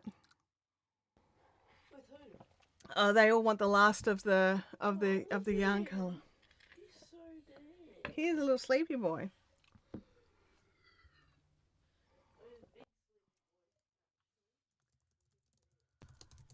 All right, so what I'm going to do is I'm going to grab the YouTube help page on how to change your thing, and I'll drop that in the chat, how to change your handle.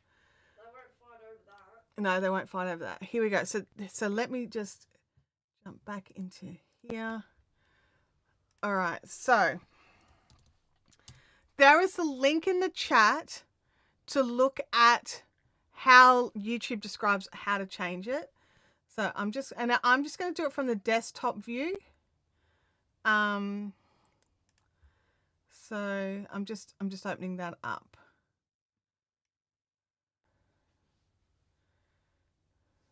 That's the guidelines. Alrighty. So for this to happen, like for you to be able to change your handle, you have to be logged into YouTube. All right. So I'm just going to double check that I can make it happen. So log into Studio, then customization, then profile. And once you've changed your handle to be what you want it to be, you don't mess around with it. So and that's why I'm like, oh, I have to look up how to do it. Alrighty. Okay, so let me go to just, my channel to start with. Alrighty. So when you go to YouTube, I'm just going to share my screen. Screen share with a circle camera. Let's just hide some of this other stuff. There we go. Alrighty. So you're in YouTube. Louie's not going to be blocking anything important here, okay? So this is just a desktop view. The link will tell you how to do this exact same thing if you're on Android or iOS and all that sort of stuff. Okay. So how to do it is you go up here and you click on your little icon face up here at the top right. I don't know if you're on your phone or whatever. It's very small. But at the top right, there's your little icon face. You click on that, and you have to make sure that you're logged in as your channel, so you'll have your name and stuff there. Then you need to go here to something called YouTube Studio. Then you click on YouTube Studio. I'm just double checking that you got, oh, there you go. You can see everything. Then you want to go over here and click Customization. And here it says Handle. Okay. So it gives you some help on what you can do for your handle. And this is going to change if you are a creator, if you're uploading videos. This will change the URL you give to people, okay? If you're just someone who watches and doesn't upload videos or share content, it doesn't matter. You just go in and change it to be what you want it to be, right? So currently mine's set to Fiberific. So if I try to make it Fiberific and then go down here,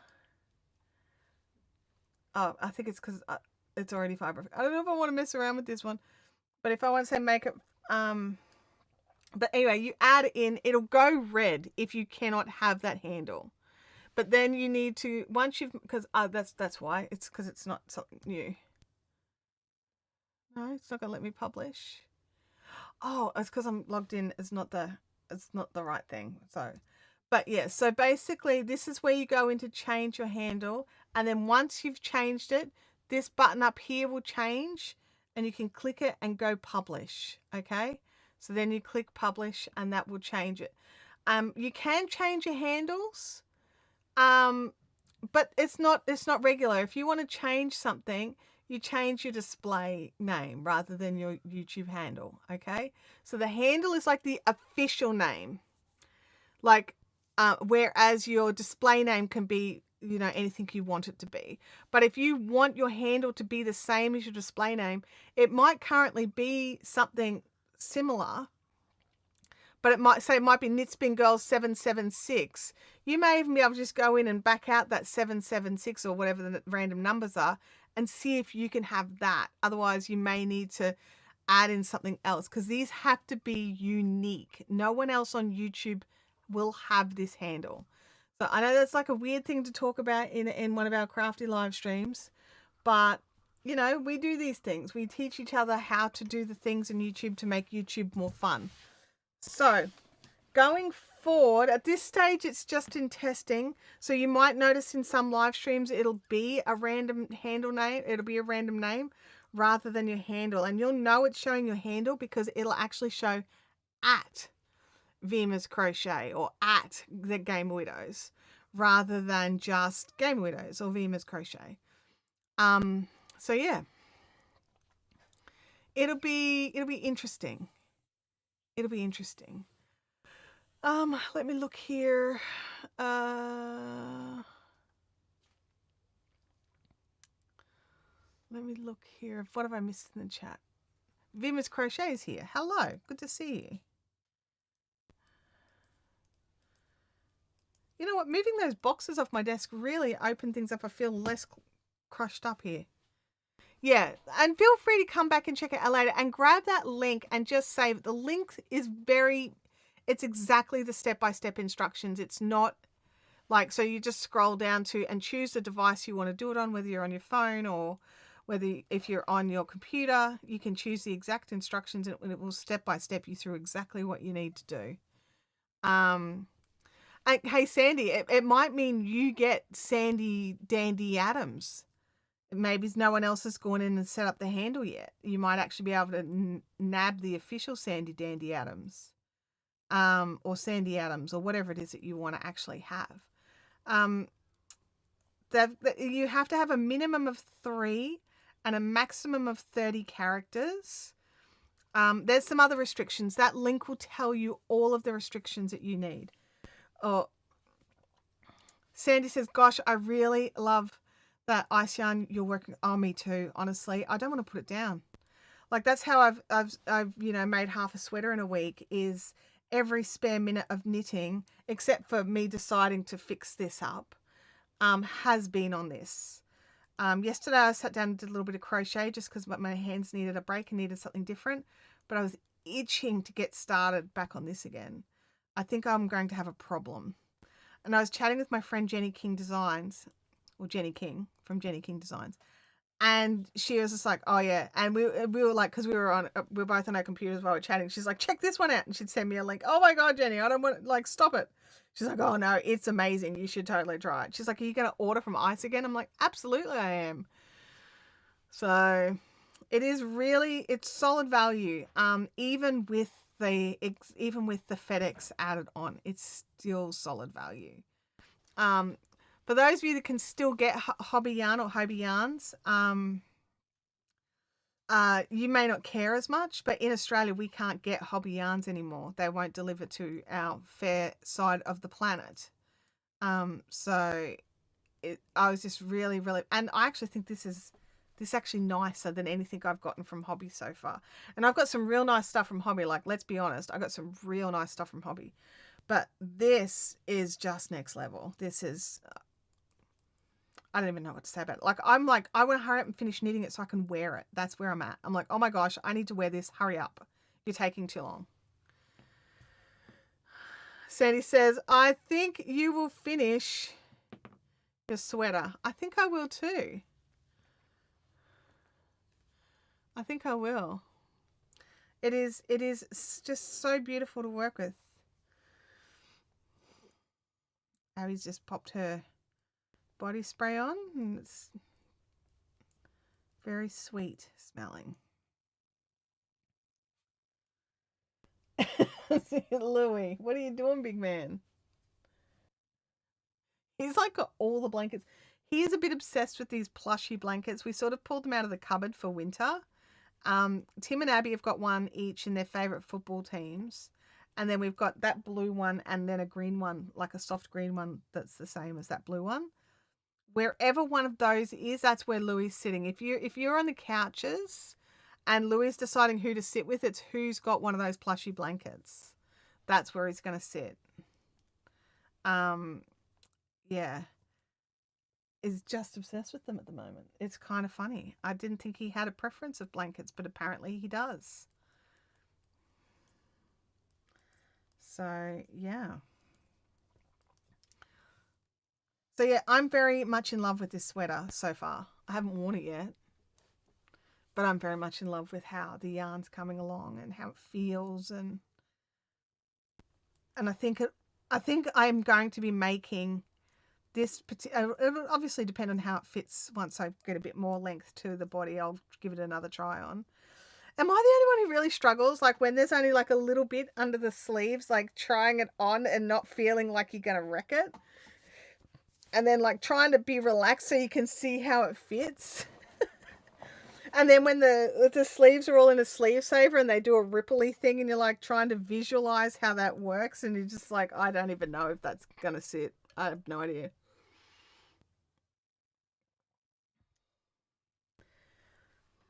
Just me? It's cool. It's cool if it's just me. I don't mind. But yeah, so much yarn this week. And I've been eyeing off a new sewing machine. So our Janome stores are having a sale and I've been eyeing off this machine. It's not as heavy duty as the one I've currently got that doesn't work. But it's also like half of the weight. And so I'm seriously contemplating it to use for like, because the one I've got, it's a full-on quilting machine. So it's got all the bells and whistles, right? Whereas sometimes I just need to sew a straight thing. Not even a thick thing, just a straight thing. Not just me. Okay, thank you guys. Bianca, you slipped into number 1 somehow. Look at that. Yeah, so it's just one of those things where I just think it would be nice just to have something smaller that wasn't such a production to get like set up every time I want to use it. Also currently my other one is out of action and has been for some time. And I'm like, right, I need to take it to the place I would need to buy the other sewing machine from to get it repaired, right? And then I would need to drop it off and who knows how long it'll be there for, right? So maybe if I go and drop it off and talk to them about it, then I pick up the new machine that I want to buy and use that while I'm waiting for the other one. Not that I haven't actually been able to do any sewing for like 18 months, 2 years or something, because the other one's been dead and I just haven't taken it to get repaired. I'm literally in the middle of a bag like literally. Oh, Francis is back. Good to see you. Game Widow says I should probably go up and get my mum's fancy sewing machine at some point, but I just love my machine. Yeah, sometimes you just like, you don't need all the bells and whistles. You need the machine that does the thing you need it to do. So, and my machine I never bought for bag making. A friend of mine is a quilter. She makes the most stunning and beautiful quilts. And I've been leaning into it. I've been learning how to do a bit of quilting, bit of basic quilting. I'm nothing like what she's doing, right? And she was upgrading her sewing machine. So we traded one of my spinning wheels for her old sewing machine, because she wanted this particular style of spinning wheel I had. So we did a trade, and I ended up with this beautiful sewing machine that just has been an absolute trooper. I don't think it liked going in the car to the sewing retreats. I don't think it did. And because it worked at home, and then I put it in the car, and then it didn't work at the retreat, and I had to borrow a machine. So when stopping off at the armpit, is it too? No, mine's nice. My armpits probably, I would say, if anything, it's a little bit loose right now. And I'm okay with that. My arms is a constant issue for making garments. They are not in proportion to my body. So yeah, it's, so I did some mathing, and I sat down and I worked it all out. So hopefully the mathing works, right? I got my gauge, I measured the inches, I worked out how many stitches per inches I needed, made sure I've got that many in my sleeve. And now I'm like, that actually looks a little bit big. Yeah, sewing machine with performance anxiety. I will at some stage after this weekend pull it out onto the dining table and just have a look at it and just see if maybe it's had a long, hard think about what it was doing, and it could possibly just start working, because that's absolutely happened before. Otherwise, I will need to seriously contemplate this plan of working out. Like, I mean, and it could also be dead, because I got it secondhand, like, I don't know how many years ago. And it was well used. It was well loved. Francis says, I was gifted a really nice machine, but I rarely sew, so I gave it to my sister, got out my old machine to do something the other day, and it's broken. Because that's the thing, like when you just want to just sew something, like for me, it's linings for bags, right? Sometimes you just want to just quickly knock up a lining for a bag, and you're just like, oh, are you kidding me right now? I can't even do that. Okay. And then you have to hand stitch it. And if you've seen my hand stitching, you know that those linings are just not happening. Francis says, now I want a new machine. Oh dear. Check out the sales at like Janome and Benina, I think they're having sales as well, but Janome were definitely having sales. Thank you for your insight. I got a wrinkle on my brain. Yeah, look, it's, for me, I've got an oddly shaped body, and I've had to learn how to do a lot of the adjustments. And so I'm not perfect at them, so I keep trying. What's the time? If you give me 5 more minutes, I can maybe finish this row off, or another row. I'll try it on. You guys can see how it's sitting. It'll look a bit weird with the t-shirt under it, but it'll work. It'll work. Oh my God, I just got my Bunnings order delivered. I forgot how massive 4.5 litre bottles are. I guess my son is all set for Solwell for the next year or two. Oh my gosh. Game Winner says, I have a flock of machines now. They are work. Yeah, that's right. Yours are for your, like, you are a sewer for your job. Like, this is what you do. This is how you make income. You need to have, like, machines set up for different tasks. This is your income. Absolutely. Which is why I feel less guilty about yarn purchases, because I get to show you all my yarn purchases. And I get to make things, which is technically part of my job. So yeah. Well, I'm glad you found like-minded people here, Sandy. We all have our own little things that get in our brains and mess things up a little bit, but it's we a lot of us have a similar thing here, or at least similar enough that we can all chat and not get on each other's nerves too much. I'm up to this pretty blue again. This blue is just so nice every time. And I think that's part of the thing, right? Which is why I'm also moving so quickly through this. Yeah.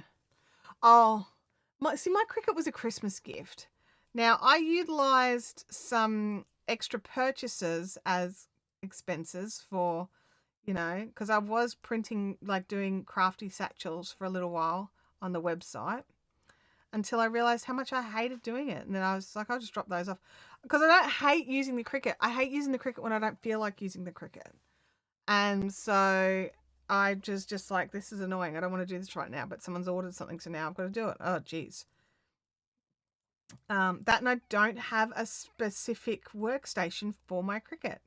If I did, I think it would be a slightly different story, but my Cricut lives in its storage bag until it needs to get pulled out for a batch of cricketing, which it's about to do.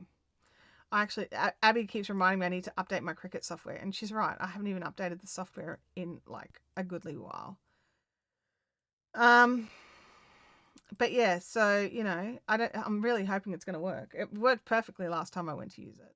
So I'm like, most of the Cricut stuff I do is the iron-on vinyl, so mostly the bags and shirts and fun stuff like that. But this time round, I'll be doing some cardboard, which I only really did when I very first learnt how to use the Cricut. They when you first open it, there's like a little packet of stuff just to learn how to do different things. Absolutely. The Cricut, you can feed your PDF. Is it PDFs at work? So your PDF patterns. You may have, I can't remember exactly what you have to do, but there's ways to feed your PDF patterns into your Cricut. So if you've got to do something with a pile of shaping, like curves and stuff like that, and you need to cut out the perfect things, you can just poke it into your Cricut and get it to print it out or cut it out. Because there's fabric boards that you can put your fabric on for it to cut your fabric. Like, you can do it with leather, you can do it with fabric, you can do it with 2mm balsa wood. There's so many things. If you've got the right needle or the right cutting tip, then boom, your Cricut can do it. Well, it depends on which model you've got. My Cricut can do it. I don't have the most current model. I've got the Maker 3. I think Maker 3? I think I've got the Maker 3.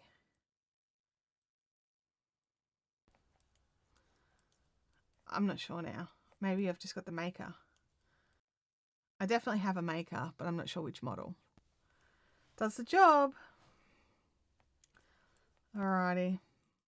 I'm going to be coming around to the stitch marker shortly. When I hit the stitch marker, we will try this bad boy on. It'll be a bit awkward because it's still quite short under the sleeves there. Where's my stitch marker? Did I drop it out? Oh no, the stitch marker's all the way over here. I've still got a ways to go. I'll just knit for 5 more minutes. If I've made it to the stitch marker, I have. If I haven't, I haven't. And I'll grab some more cable because the last time I tried it on this bit, I dropped stitches. I dropped a pile of stitches.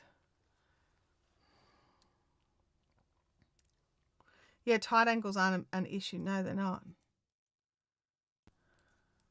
It'd be really nice if you could just do multiple layers and not have to do one layer at a time. That'd be really cool. But you've got to do one layer at a time. But it also still cuts it perfectly as long as you've lined it up perfectly.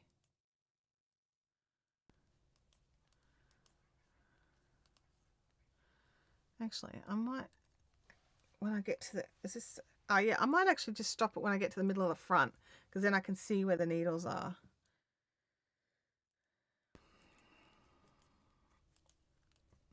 But yeah, I think this neckband on this shirt's a bit higher than the neckband on the the sweater, so it might stand out a little. We'll see.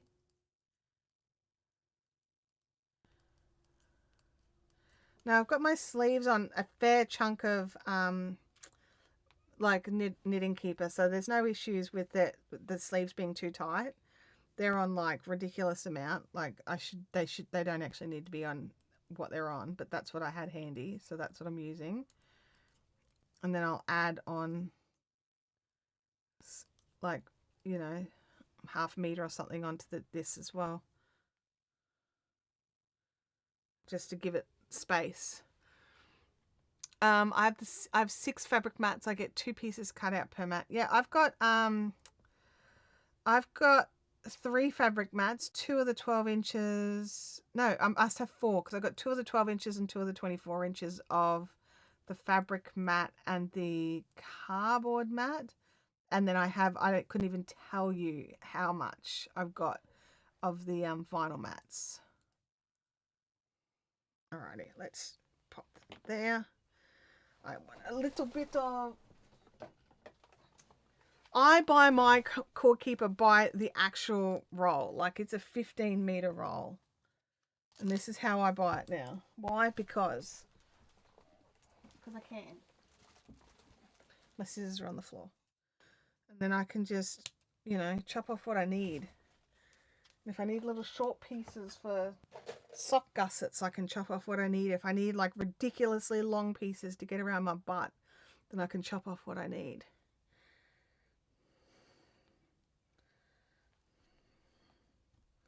And I'd rather have a little pokey outy bit of pink at the front than drop stitches like I did last time. Where did I get that from? Amazon. Let me get you a link. Amazon.com.au.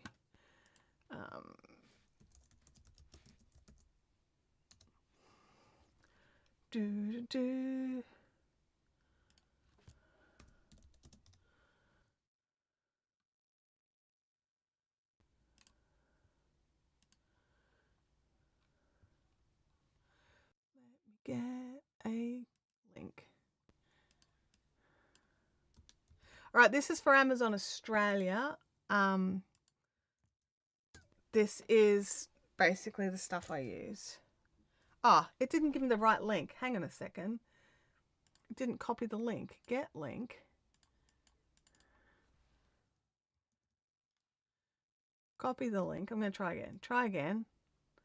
Try putting in the correct link this time. Oh yeah, there we go. That's the Amazon affiliate link for the tubing. You can choose different colors.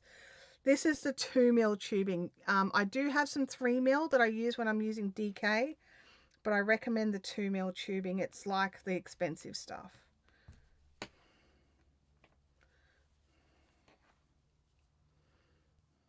Alrighty, are we ready? I'm a bit nervous. I'm not gonna lie. I'm a bit nervous.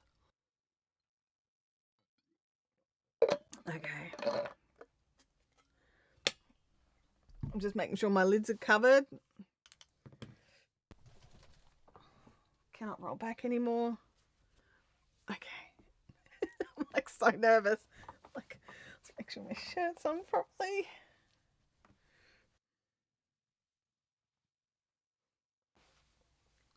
I feel like one of those little booba. If you don't have kids Abby's age, you have no idea what I just did then. Okay. I don't know if the back's down or not. It doesn't feel like the back's down properly. So the sleeves are doing weird sleeve things, but that's because they're doing the thing. But this is where I'm at. So it's up and under. There's plenty of room, so it's not too tight under my sleeves. Let me see if I can just... if there's something stuck behind my chair. I can't seem to roll back anymore. Oh, it's caught on a bag. Don't even know how it got caught on that bag. Anyway, it did. Alright, let's see if I can turn around. I can't see the... oh, the back's all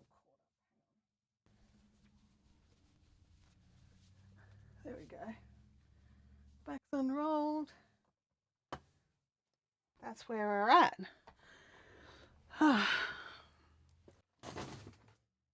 Glad I put on the pink things. What are you caught on now? Don't even know. So there we go. So that's how it's gonna look. You know, with longer sleeves and obviously longer. I'm not done, but that's where we're at. And it's not going to be tight. It's not going to be snug, and it will drape. Pull your sleeve right down. What do you mean? Oh, you mean pull this down? Okay. That's where it's at sleeve-wise right now. So, but I do want to make this long sleeves. So, yeah.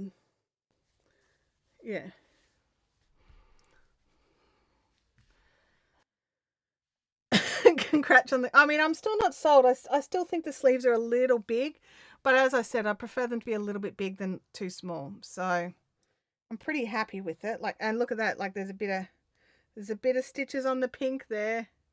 Glad I put the pink in. You're caught. What? How are you caught? Oh, you got caught around it.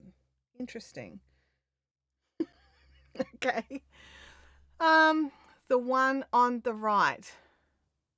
Oh, it's being pulled because, hang on a second. It was actually caught around the needle, so it's been pulling. Let me just get that back on so there's no danger. Alrighty.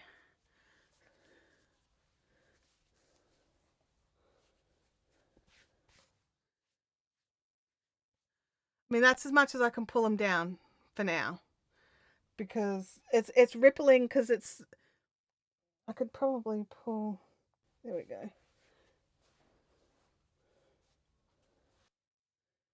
Anyway, I can't fix it.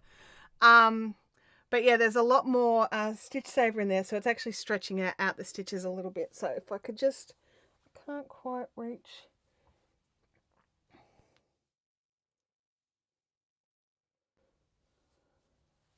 There we go. That pulls it in a bit. Is that better? I just have to get both ends of the stitch saver to pull it in. There we go.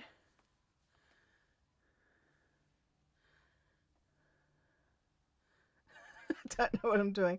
Yeah, it is. It's supposed to have lots of positive ease. It really is. It's supposed to have, well, not lots, like 2 inches all around is what the pattern says.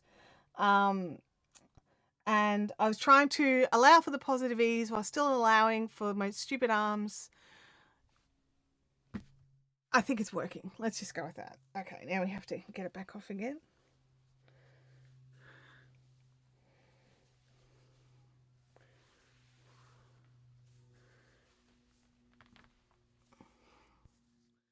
Fix the hair up. Work out where the stitches are at.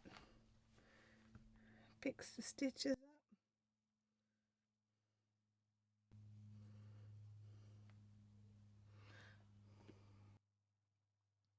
It really suits me. Thank you. I definitely like the colors, that's for sure. And now we can just keep knitting. We just take those off and everything's ready to go. Yeah, look. There's probably still going to be a few weeks of work in here. I'm not super fast when it comes to knitting. But I'm also really enjoying this yarn. And so that's actually making me be a bit speedier than usual. Trimming down. Yep. Oh, where are you caught? I don't want you caught anywhere. There we go. We'll just keep knitting. So yeah, so that's where we are at with this top. The other version of this that we've been doing longer is not even up to the sleeve splitting just yet. I do intend to finish that one as well. I was thinking about whether or not I'll just get rid of it because I'll have this one. Why do I need another one? But like, it's a good pattern. Why would I not have another top in it? Like, I plan on making another rocket tee, another yarn, in like the Bendigo Solstice yarn, even though I've got one in the Hobbii Panettone. So yeah. Oh, Bianca says I just unraveled all of the crochet I did during the stream.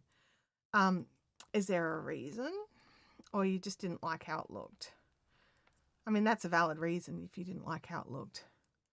Oh, to be a knitting machine. Oh, I know. Bianca's a knitting machine. She's just on fire. Oh, caught around a slider there. We jokingly, like every time we see Bianca, we're like, oh, what new tops have you made this week? And, you know, quite often she's got stuff to show us that she's finished. She is on fire. Absolutely. But I'm on fire with this one. Like, let's be honest. I'm on fire with this one. And I'm loving the yarn. I'm loving the colors. I'm loving how it all the stripes are just working. Like, yes, I know I'm a plus size girl. I shouldn't wear horizontal stripes, whatever. I'm going to be wearing horizontal stripes. It looked fine, but I realized I would definitely run out of yarn. Oh, okay. I understand.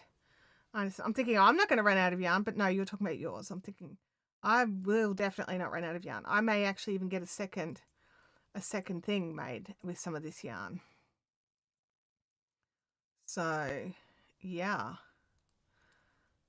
We'll see how far this second ball goes. Because it's still got... Where's my scales? Do I have scales in here? Here's some scales I prepared earlier.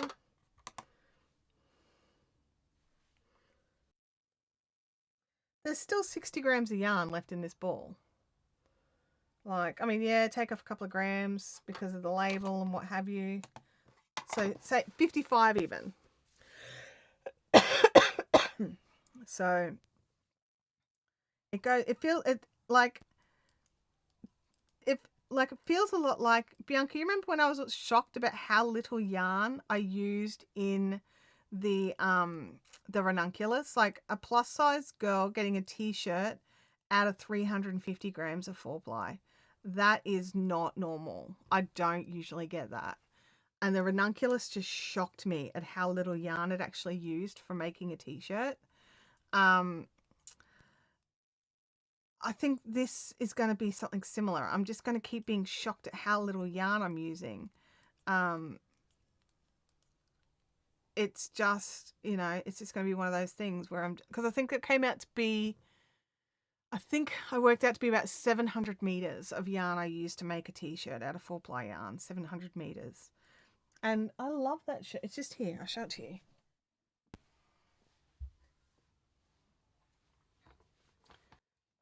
I love this shirt.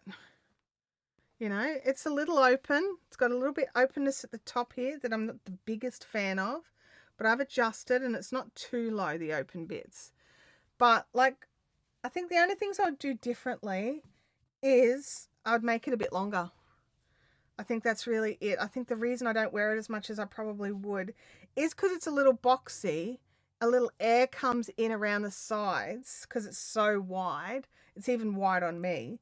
That I think I would like it like maybe an extra couple of inches just so I feel a little more covered. But I actually love this. I love it so much. Focusing. There we go.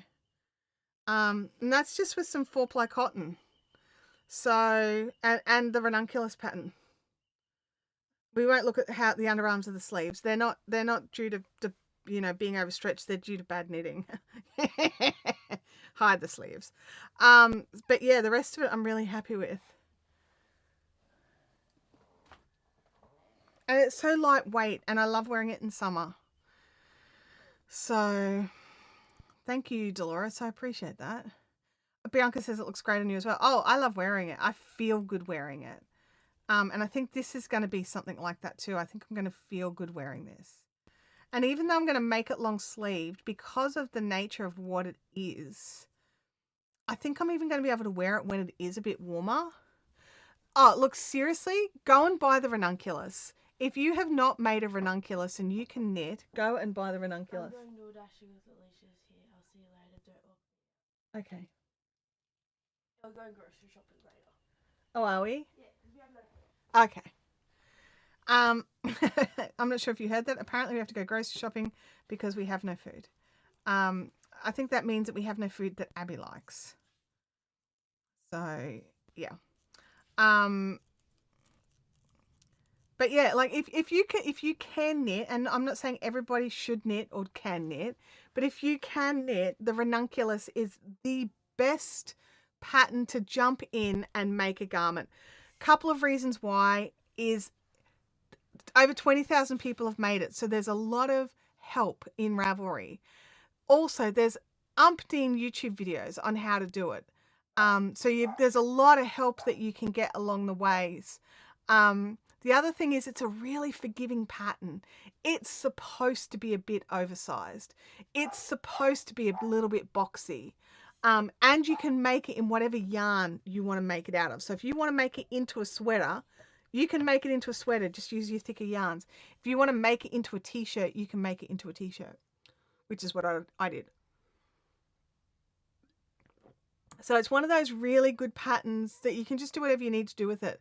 Now, is it the perfect pattern? No, I don't think it has enough shaping in the body, personally, for someone who has a shapy body. But is it still an amazing wear? Yes, it is. Excuse me. Now, we're well over. We're well over time. Vampyre's reminded me because she's got to go off and do some things. I super appreciate you all jumping in today to go and to talk about all the yarns, to be brave enough to talk about the service that I got at a yarn store that I wasn't super happy with, even though I love the yarn. And even to try on my top, which I wasn't going to do. I wasn't going to do that on camera, but you guys helped me to feel brave enough to do that as well. So I really appreciate you coming in and giving me the courage to do things that I wouldn't normally do, because it feels like that nearly every week.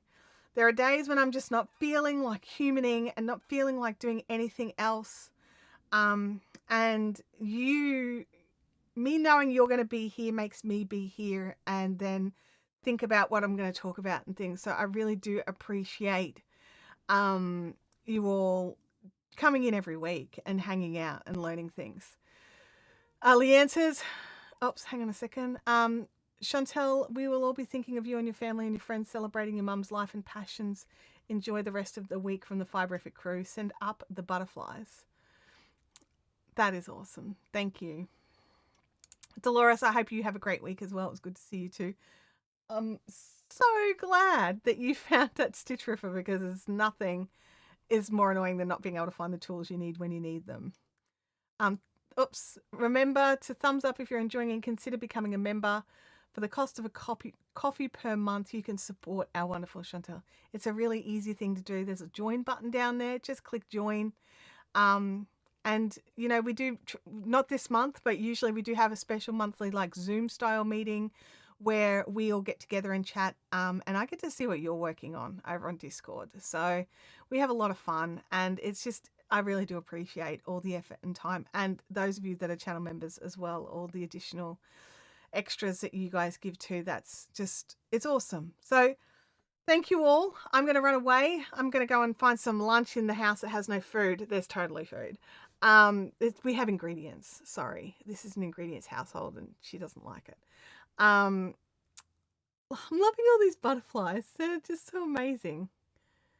Thank you all so much. And I will catch you back here next week.